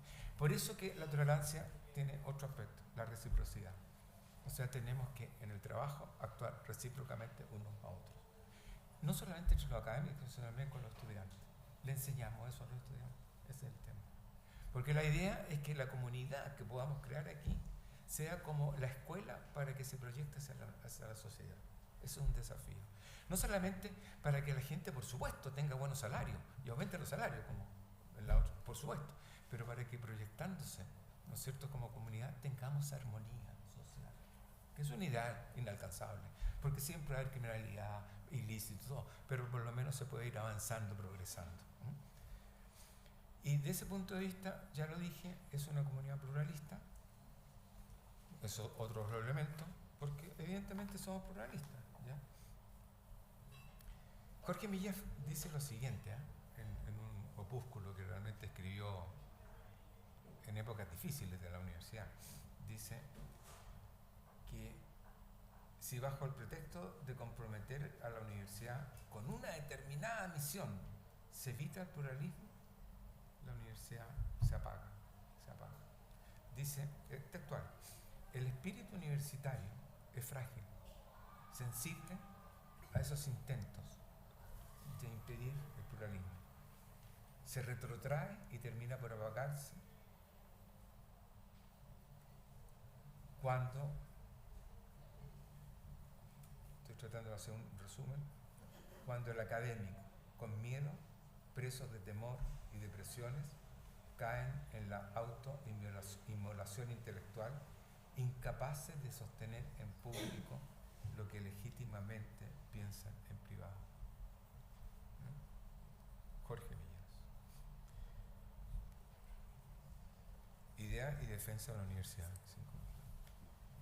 Bueno, esto está relacionado, absolutamente relacionado, me salto, porque otro elemento es la participación.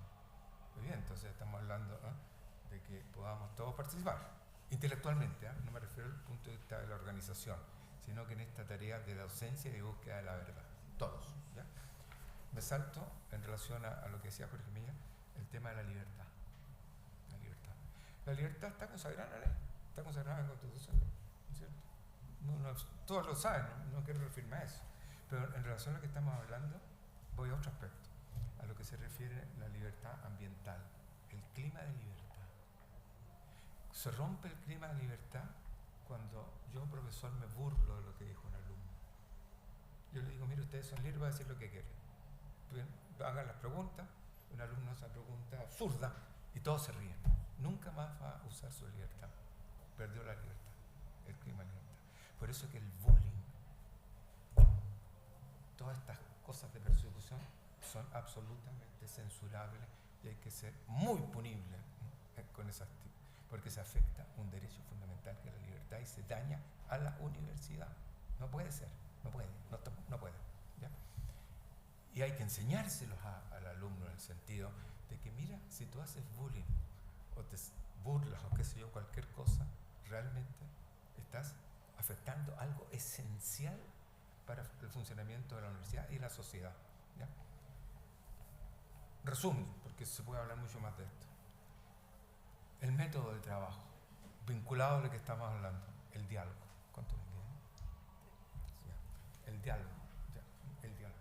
Fundamental, el diálogo. La experiencia del diálogo es inherente a la comunidad académica, se despliegan los orígenes de nuestra civilización. El diálogo socrático es una operación concebida con el destino de descubrir la verdad en la contradicción y un vaivén entre lo particular, lo general, lo concreto y lo abstracto. ¿Ya? Se busca entre todos, ¿no es cierto? El investigador, el filósofo, el artista deben poseer la convicción de que el logro de sus objetivos se apoya en la participación conjunta, en el caso también con los estudiantes. Aún en las diferencias que existen entre las ciencias naturales y las sociales, donde la verdad se acerca a lo infalible y absoluto en las primeras, y es por naturaleza falible en las sociales, en las humanidades, el diálogo es siempre un elemento integrador en el trabajo académico. El diálogo implica la convicción de que se busca la verdad y que es posible aproximarse entre varios a ella. El sentimiento de que la búsqueda y descubrimiento de la verdad, o sea, responder al grande interrogante. ¿Ya? ¿Cuál es, qué sé yo, el remedio para esta enfermedad? ¿Cuál es la nueva ley que queremos para esto? ¿Qué es lo que, qué sé yo, lo dice la ciencia respecto de las nuevas galaxias? Lo que sea. Dependen de una especie de intercambio, esta respuesta, de proposiciones o ideas que al ir pasando por sucesivos espíritus permiten suprimir porciones de error hasta ir acercándose a una respuesta que sea más verdadera. Y implica el convencimiento de que existe cierta igualdad intelectual entre nosotros y una cierta capacidad de participar en diálogo. Por ello, la creencia en el valor del diálogo se une al imperativo de confianza, que es un elemento fundamental, que está relacionado con el elemento ético anterior, que yo confío que la persona que me está hablando con rectitud y yo le respondo y lo recibo de buena fe. Bueno, me faltan algunos elementos, ¿no es cierto? Porque me queda un minuto. Que el elemento social, la universidad está inserta en la sociedad. Nosotros en los años 60, yo soy mayor de aquí en esta sala, hablábamos de la Universidad Torre de Marfil, aislada. Estábamos todos aislados, cerrados, no teníamos idea de lo que pasaba en la sociedad. ¿Ya? Eso, evidentemente hay que romperlo. Pero no hay que romperlo como se trató en los años 60. ¿Ya? Y por eso que no me refiero a cómo se organiza la universidad y también al financiamiento, porque ya se ha hablado. Pero ojo para no volver a caer en los errores del pasado. ¿Ya? En los años 60 se habló de la democratización absoluta de la universidad, la gratuidad absoluta de la universidad, el cogobierno absoluto, y fue un fracaso. La universidad no es igual desde el punto de vista democrático a la sociedad, en que todos en la sociedad, somos un voto y votamos, ¿no es cierto? Los estándares de la universidad es la excelencia, es la credibilidad, es el rector, las autoridades están ahí, no porque hayan sido elegidos democráticamente, porque hay jerarquización. La democracia se trató de llevar en el pasado a todo nivel, absolutamente nivel. Se quería que el ejército eligiera a los generales por votación. O sea, por votación el ejército iba a decidir si atacaba este día, atacaba a otro. Igual la iglesia. No, hay entidades que no son democráticas. ¿Por qué lo digo? Porque empiezan nuevamente, yo empiezo a escuchar de a poco. Yo he estado en Chile, he estado en la USACH, he estado en gente que empieza a repetir consignas de los años 60, que fueron un fracaso. Hubo mucho adelanto, porque se pensó en esto también. Esto viene también, el concepto de comunidad universitaria viene de atrás. Pero cuidado con los errores y las exageraciones a que puede llevarnos lo que sucedió en el pasado. En definitiva, y con esto termino, la universidad no solamente son las grandes estructuras, sino que tienen un alma.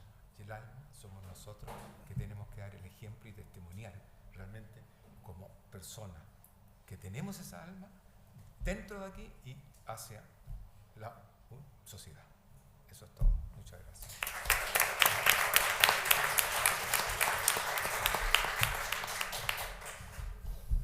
Muchas gracias, Roberto, y a todos los panelistas de esta mesa. Ahora vamos a abrir una ronda de preguntas. Sí, ¿hay micrófono?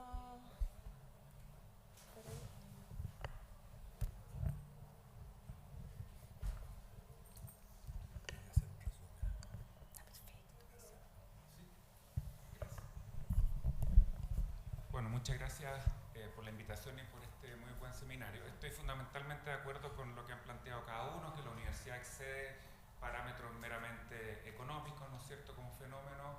El valor de la humanidad, siendo abogado no puedo estar más de acuerdo. También creo que es un mercado o industria, porque ya el concepto de mercado para la universidad levanta ciertos resquemores en ciertos sectores, ¿no es cierto? Pero es un mercado de bienes diferenciados y probablemente la diferenciación viene dado vinculándolo con su ponencia con que hay diversidad de proyectos educativos, ¿no es cierto? Y ustedes nos plantean que producto de los cambios de la sociedad, la globalización, los cambios tecnológicos, inteligencia artificial, digamos, tenemos grandes desafíos a futuro y tenemos que aumentar fundamentalmente la productividad del país, ¿no es cierto?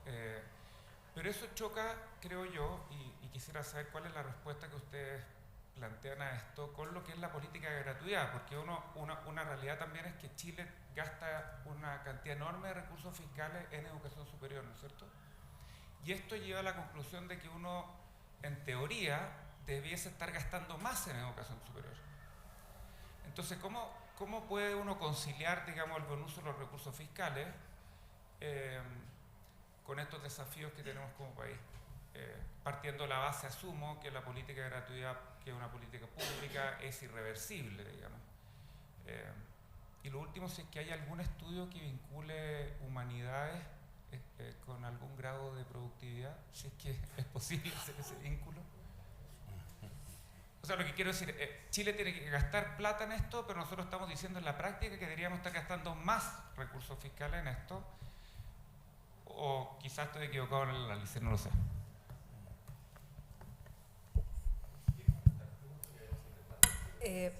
A ver, ahí atrás. Sí, y después Ángel. Muy buenos días, soy Sofía Salas del Centro Bioética de la UDD. La universidad es compleja, como muchos de los que están acá representados tienen que cumplir con investigación publicada en revistas Q1, Q2 y han generado mecanismos de incentivo para los académicos para que, por un lado, publiquen sus trabajos de investigación, recojan de manera adecuada la afiliación institucional. Ya no debiéramos ver Development University, por ejemplo, pero también ha promovido prácticas inadecuadas. Por ejemplo, uno se pone de acuerdo, yo UDD, con alguien de la Chile, haces mi publicación, yo voy en la suya, así que realmente sea un trabajo colaborativo. O José Joaquín probablemente le tocó en mi época cuando yo estaba en la Portales, gente de Rusia que manda a decir, yo puedo publicar con la afiliación, estoy hablando en serio, con la afiliación de ustedes para recibir el bono, o universidades que de frentón, voy a usar la palabra, externalizan las publicaciones contratando masivamente a investigadores que pueden estar en cualquier lado, con lo que aparecen ranqueadas a nivel nacional en los mejores parámetros de investigación, pero que la verdad eso no se traduce en un impacto en lo que es la formación de pregrado y posgrado. Entonces me gustaría recoger una mirada crítica a estas políticas de incentivo a las publicaciones, sin entrar a la contingencia que hemos visto de que algunos académicos por eso han parecido con ingresos sustantivamente por sobre lo que corresponde a su jerarquía académica. Gracias. Muy corto, felicitaciones a Faro por lo que decía el profesor Williams. Efectivamente se ha ido posicionando en un gran referente para la discusión. Voy a continuar precisamente con lo que dice la profesora, porque lo que plantea Andrea con esto nos lleva a ese marco regulatorio, una cosa que es fundamental en la universidad y que creo que está presente, que es cómo se está dañando la libertad de cátedra, algo tan propio de la universidad y que la estamos dañando efectivamente en este. Y sigo con lo que dice la profesora, porque mi pregunta es, yo creo que existe un cierto consenso, especialmente a nivel de las humanidades, respecto de la dictadura del paper, los artículos indexados, el factor de impacto, el Q1 y todas estas cosas que están colocando incentivos perversos, porque además los profesores, incluso hoy en la categorización, como dice el profesor Mayorga, yo también participo, el hacer clases no da puntitos, lo que da puntitos son estos impactos. Entonces el hacer clases está complicando mi trabajo como profesor. Entonces yo creo que estamos más, y sobre todo en el ámbito de ¿cuántos de los profesores que conocemos, como citado, en el pasado, los que nos formamos, quizá hoy no podrían estar en la universidad porque no publicaron en un comité editorial, ¿no? Y no quiero dar nombres porque todos sabemos. Entonces mi pregunta es bien concreta. Si sabemos que eso es así, estamos relativamente de acuerdo que eso es así, especialmente en las humanidades, ¿por qué lo seguimos aceptando? ¿Por qué lo aceptamos? O sea, no quiero promover una rebelión universitaria que sería muy propia, ¿no es cierto?, de nuestras instituciones a los 60. Pero mi pregunta es, ¿por qué la seguimos aceptando? Y la segunda tiene que ver con otra cosa, y es lo siguiente. Abstraerse por un minuto del factor investigación, ¿ok? Saquemos esa variable en el análisis. Y quizás me meto en la pata de los caballos. ¿Qué es o cuál es el valor en la formación del estudiante de pregrado? ¿Ok? Para situarnos bien. ¿Qué diferencia la universidad de un instituto profesional de alta calidad, un poco siguiendo la clasificación que nos planteó el profesor? ¿Qué nos diferencia? No voy a dar nombres de institutos profesionales, pero sabemos que en Chile tenemos institutos profesionales de muy alto nivel, que están preocupados también por la formación integral, tienen programas de formación humanista. ¿Qué nos diferencia como universidad? Hay otra pregunta ahí. Ya no nos vamos a Y acordar, después pero- ya nos van a acordar, anoten. Hola, bueno, felicitaciones por esta tremenda iniciativa. Es muy importante que estemos comentando, conversando, reflexionando sobre estos temas, pensando en que estamos actualmente en una situación muy compleja como país, a nivel también universitario, estar mirando principalmente, a mí me interesa mucho cómo las humanidades especialmente se están perdiendo lamentablemente de nuestras aulas y eso es fundamental ponerlo en valor, así que felicidades a Faro UDD por esto. Bueno, mi pregunta de alguna manera está un poco unida con la de Ángel y la anterior, pero me preocupa muchísimo lo que está pasando en regiones. y también porque muchas de estas políticas de las que estamos conversando en este momento no están enfocadas en provincias, en regiones, en lo que realmente ocurre ahí, en los problemas que en regiones se están manifestando y que a la vez son problemas que tienen sus propias diferencias, ¿cierto? Porque las problemáticas que existen de desarrollo en el norte, en el centro-sur y en el sur son muy, muy diversas, muy complejas. Y en ese sentido creo que esta misma política, ¿cierto?, de que estamos cada vez más centrados en nosotros mismos los académicos. La verdad es que, por ejemplo, yo creo que a todos o a muchos de nosotros nos encantaría poder a lo mejor hacer más difusión en medios, ¿cierto?, en esta política de llevar el saber universitario al país por completo, pero nos cuesta demasiado. A mí, yo trato de hacerlo, pero a veces de verdad que se me hace muy difícil, prácticamente imposible. Así que, de alguna manera, más que preguntar, yo quiero dejar establecida esa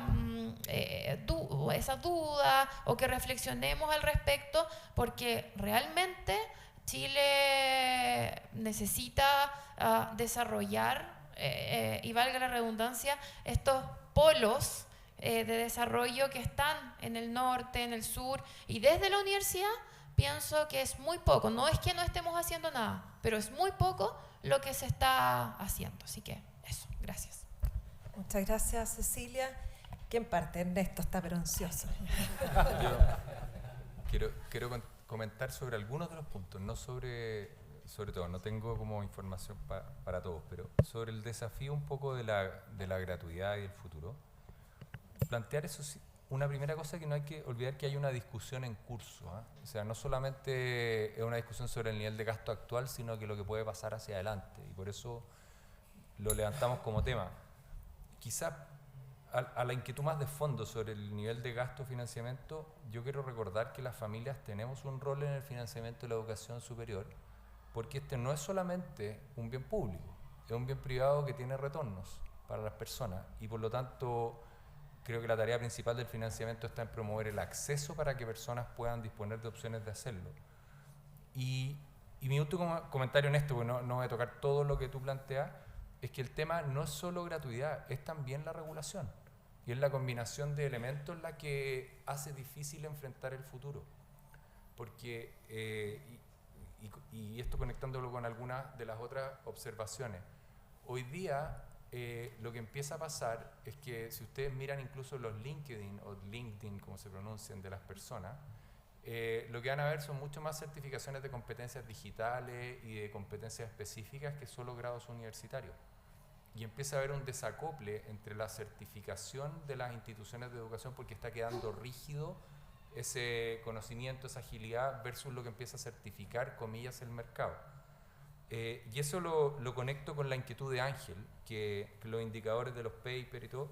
Yo lo que creo es que, y me gustó mucho el punto de la pérdida de clase como valor, no da punto. Nosotros lo que nos toca como administradores a veces en las universidades es negociar con los profesores. El profesor que dice, lo estoy haciendo súper bien, hago menos clases. Ese es como el premio que aspira a un profesor cuando deberá... Sí, todos se ríen, pero es verdad, porque en el fondo lo estoy haciendo bien, voy a hacer menos clases. Es como... Hay un diseño de incentivos que es una tarea de incentivo. Y nosotros lidiamos con eso como todas las organizaciones. Pero vemos, lo dijo Roberto, en la idea de Torre Marfil, yo lo voy a tomar desde otra parte, que hay una desconexión brutal de las universidades con la empresa y la sociedad. Y en el fondo las empresas no valoran esos papers que estamos leyendo entre los colegas académicos o que nos evalúa la CNA en los puntajes de las acreditaciones, solamente valora otras cosas. Y quiero poner un ejemplo a raíz de eso, conectado también con lo que decía la Sofía, de los puntos. Lo que le pasa es que los puntajes llegan a lo absurdo, y lo quiero poner con el siguiente ejemplo. Magíster profesionales, Sofía, orientaciones de producción de la CNA. Por ejemplo, imagínate que esta universidad quisiera abrir un magíster en litio y energías renovables. ¿Ok? Por ponerlo así, no hay académicos que tengan suficiente trayectoria con estándares publicables, porque no hay suficiente avance en esa ciencia y conocimiento, ¿ya? Y hay menos para poder acreditar los estándares que te pide la CNA para que ese magíster sea acreditable, ¿ya? No existe, porque no existe ese perfil. Y si tú tuvieras a los mejores del mundo de la producción del litio enseñando en un magíster de ese tema, tu magíster no es aceptable para Chile, ¿ya? No es aceptable para Chile porque hay una desconexión, porque no tiene ese señor no tiene un Fondesit ganado en los últimos años, ni tiene los papers publicados. Sin embargo, puede ser la persona que más sabe y más contribuye al entrenamiento y preparación profesional de un magíster de ese tipo. Entonces, yo termino diciendo que en este punto, y volviendo a lo que decíamos con la acreditación como un tema donde planteamos preguntas, y también la gratuidad, la regulación y los incentivos producen respuesta de los agentes, en este caso los propios académicos al pedir menos clases, los académicos al traer bonos movilizables, y también en los directivos de las instituciones. ¿Para qué? Para poder tener la nota que permite mantenerse competitivo en el sistema, porque eso tiene un efecto en reputación, en acceso a ingresos, a postulación de fondos y a otras cosas. Eso como un tema. Y quizás la última, y con esto me callo, un sistema universitario diverso puede tener teaching institutions de muy buen nivel y no tienen por qué ser research institutions, y debieran poder sacarse un 7 si es que hacen eso muy bien en la declaración de su proyecto educativo, o que son expertos en investigación del aprendizaje y de la enseñanza. Las reglas del juego eso no lo permiten. Nos perdemos hoy día un valor muy grande de talento, de innovación y de formación. Eso. Gracias, Carlos. Para tomar el primer punto que planteó Ricardo y que comentó Ernesto, a ver, el tema de la gratuidad es preocupante. Yo lo dije, y lo dije en términos muy claros y sencillos, se lo dije a los rectores, le dije que estaban muy entusiasmados. Me acuerdo que en la Universidad de Alberto Hurtado, yo era amigo del padre Fernando Montes, le dije: Padre Fernando, hambre para hoy, pan para hoy, hambre para mañana. Sucedió así. Pero quiero llamar la atención a que el FES, el nuevo sistema, es la gratuidad elevada a la 10ª potencia. O sea, gratuidad no es nada al lado del FES, no hay tiempo para entrar en esos detalles. Respecto al tema de cómo medir, a mí siempre me llamó la atención una vez un estudio que se hizo, me parece que apareció en el Economist, hace muchos años atrás, donde preguntaba, a ver, aquellos que vienen, ¿no es cierto?, que estudian, que trabajan en el mundo de los negocios en Estados Unidos, ¿cuáles fueron los majors que hicieron en el college? La mayoría, muchos, filosofía, historia. Algo, digamos, que, a ver, yo no alcancé a comparar el sistema universitario chileno, que es básicamente napoleónico, profesionalizante, digamos, donde no hay mucho espacio, ¿no es cierto? La Católica abrió el tema de los majors, hoy día tiene incorporado, ha ido poco a poco permeando un poco la idea de tener estos majors dentro de las propias profesiones, me parece muy valioso, pero estamos muy, muy lejos de eso. Un estudio que se hacía, que se ha hecho también en Chile respecto a las competencias laborales para entrar al mercado laboral, por eso de lo que decía las certificaciones. Y hoy día, crecientemente, en el mundo de los negocios, se pregunta, a ver, ¿qué es lo que has hecho tú, además de haber estado en la universidad? ¿Qué hiciste? Por ejemplo, aparece algo que me llama mucha atención y me parece muy valioso, personas que se dedican a hacer clases, ¿no es cierto? Hay un programa que se llama Enseña Chile, digamos, que toma estudiantes que hacen clases durante 2 años en unas condiciones misérrimas, porque tienen que ir a poblaciones, ¿te fijas? Ese es un elemento fundamental, ¿te fijas? Que en el fondo complemente y capacita a personas para moverse en un mundo que es bastante más complejo del que teníamos. Respecto al tema que planteaba la Sofía, ustedes saben que yo soy miembro de la Comisión Nacional Consejo Nacional de Educación.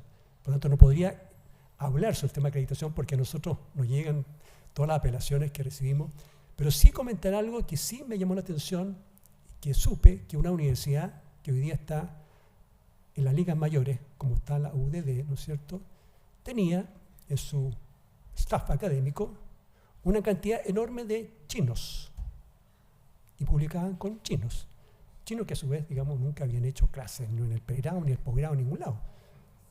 Co-investigadores, ¿no es cierto?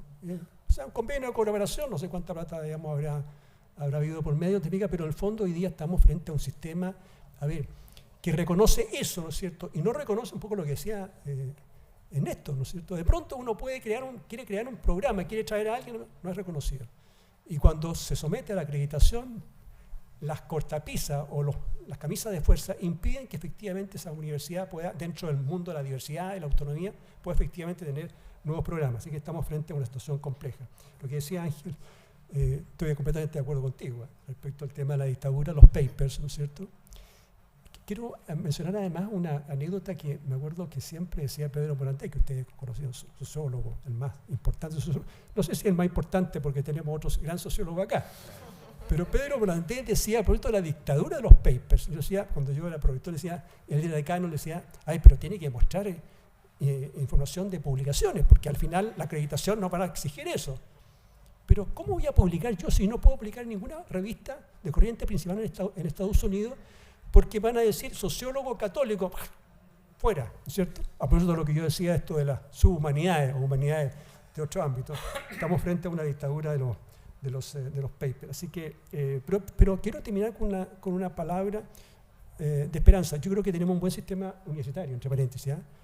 Tenemos un buen sistema universitario. ¿Y por qué tenemos un buen sistema universitario? No es solamente porque nosotros los universitarios hemos ido colaborando un poco en ese sistema, porque yo creo que dentro de todo, en el pasado tuvimos una regulación que fue avanzando razonablemente bien. Yo creo que teníamos un sistema muy desregulado, ¿no es cierto?, que significó casos muy dramáticos, ¿no es cierto?, universidades que tuvieron que cerrar. Por lo tanto, estábamos con un problema. Hoy día, sin embargo, hemos ido al otro extremo y tenemos ahora otro problema. Esta sobreregulación que no sabemos qué va a terminar, pero que puede afectar efectivamente la autonomía y la posibilidad de poder seguir desarrollando y creciendo en el sistema universitario. ¿Para qué decir? Si se aprueba el FES, desaparece, no sé, no digo, desaparece la Universidad de Desarrollo, pero muchas universidades dejan de ser lo que son. Así que esas son las amenazas. Muchas gracias, Carlos. ¿Hay más preguntas? Yo tengo una pregunta. Claudio, ¿querías decir? Yo y después Pato también quería decir una cosa. Te voy a agarrar el micrófono, acércate para Ups. Sí, bueno, habría muchos temas respecto de los cuales reflexionar o decir algo. Quiero tomar, en todo caso, partir con lo que acaba de decir Carlos. El sistema universitario en Chile es el mejor de América Latina. No lo era hace un montón de años. Pero yo también, hace muchos años que digo que el sistema educativo de Chile es el mejor de América Latina, y no lo era hace un montón de años, pero está dejando de serlo el sistema educativo, por reformas que ya llevan mucho tiempo, más de 10 años posiblemente, y vamos en camino a hacer lo mismo con el sistema universitario. Es realmente preocupante. Yo tengo entendido que Cristian Larroulé va a hablar justamente de este tema más adelante, pero es un tema importante. Poniéndolo en términos futbolísticos, somos el campeón de América. Yo siendo uruguayo estoy poniéndome la camiseta chilena. ¿Sí? No es el campeón del mundo, pero es algo, ¿verdad? Es importante. Bueno, ese es un tema. El otro tema que yo quiero mencionar muy brevemente, porque hay también mucho para hablar, es que el tema de la evaluación interna en las universidades, un tema que yo trabajé mucho siendo director del Instituto de Economía en la UC, es muy complejo y hay que estar siempre preparado para revisar. Uno comete errores, es difícil a veces establecer lo que los economistas decimos los precios relativos. Yo te digo que te voy a dar tantos puntos por esto y la misma cantidad de puntos por esto otro, yo voy a decir a ver qué sale más barato, qué cuesta menos esfuerzo, voy a hacer eso y posiblemente a la institución no le conviene. Entonces puse mal los premios, tengo que cambiarlos, tengo que ser súper flexible. Y eso es algo que la CNA no está haciendo. Entonces la CNA genera incentivos. Hay una palabra en inglés que es gaming the system, es aprovecharse de los recovecos del sistema para cumplir sin cumplir con el objetivo central, esencial de la institución. Eso es lo que no está haciendo la CNA. Y por eso, como las instituciones están aprendiendo a aprovecharse del sistema implícito de puntitos que tiene la CNA, es que se está reduciendo la dispersión. Eso es obviamente una hipótesis, pero yo creo que... Ya, le paso la palabra a Pato. Sí, bueno, como decidimos que Claudio iba a ser el speaker de la presentación, yo me gustaría comentar una pregunta. Quería comentar la pregunta que tiene con relación si acaso es necesario seguir aumentando el gasto en educación, ¿no es cierto? Y efectivamente, si uno mira a Chile, comparando con el resto del mundo, el gasto no solamente es altísimo, sino que se hizo muy rápido, ¿ya? Y eso obviamente tuvo un reflejo en el aumento excesivamente rápido de la matrícula. Si uno mira la matrícula con nivel de ingreso, Chile es uno de los países que más rápido aumentó la matrícula en educación superior. Pero llegado a este punto, tenemos un nuevo problema, ¿no es cierto?, que es que ese nivel de gasto en educación no se condice con los outcomes que estamos obteniendo. Y prueba de eso, ¿no es cierto?, de la discusión que estamos teniendo hoy día, que tiene que ver con la caída de los retornos, que todavía siguen siendo altos, pero Chile tiene un problema que le falta capital humano para dar el siguiente paso al desarrollo, como decía Andrea. Y por lo tanto, esta diferencia entre recursos y outcomes a mí me parece que no tiene que ver tanto con gastos, sino que más bien con productividad, con eficiencia, ¿ya? Y por lo tanto, mi respuesta es no. Chile no necesita seguir gastando recursos en educación, tiene que hacer ese gasto que sea más eficiente, y eso se logra realocando los recursos que ya gastamos, ¿ya? Al final la productividad se trata de eso, ¿no es cierto? Se trata de realocar recursos. Y una de las realocaciones que me parece que es pertinente para un país como Chile, tiene que ver con que hemos puesto muchos recursos en educación superior, pero no hemos olvidado, ¿no es cierto?, de la base, que es la educación escolar. Y como decía Claudio recién, Chile tiene un buen sistema escolar, pero eso está dejando de ser así. Y por lo tanto tenemos que, me parece a mí, reconstruir de nuevo esa base para que finalmente los alumnos que ingresan a educación superior tengan las capacidades, ¿no es cierto?, para sacarle provecho a eso y para lograr retornos competitivos. Eso. Muchas gracias a todos los expositores de esta primera mesa. Sin duda deben haber muchas preguntas, yo ya tenía, pero las guardaré. Tenemos todo el día para hacer reflexiones y preguntas con respecto a esto, y ahora los invitamos a un café afuera y estamos de vuelta con la siguiente mesa a las 11:30. Muchas gracias. Sí, nos corremos.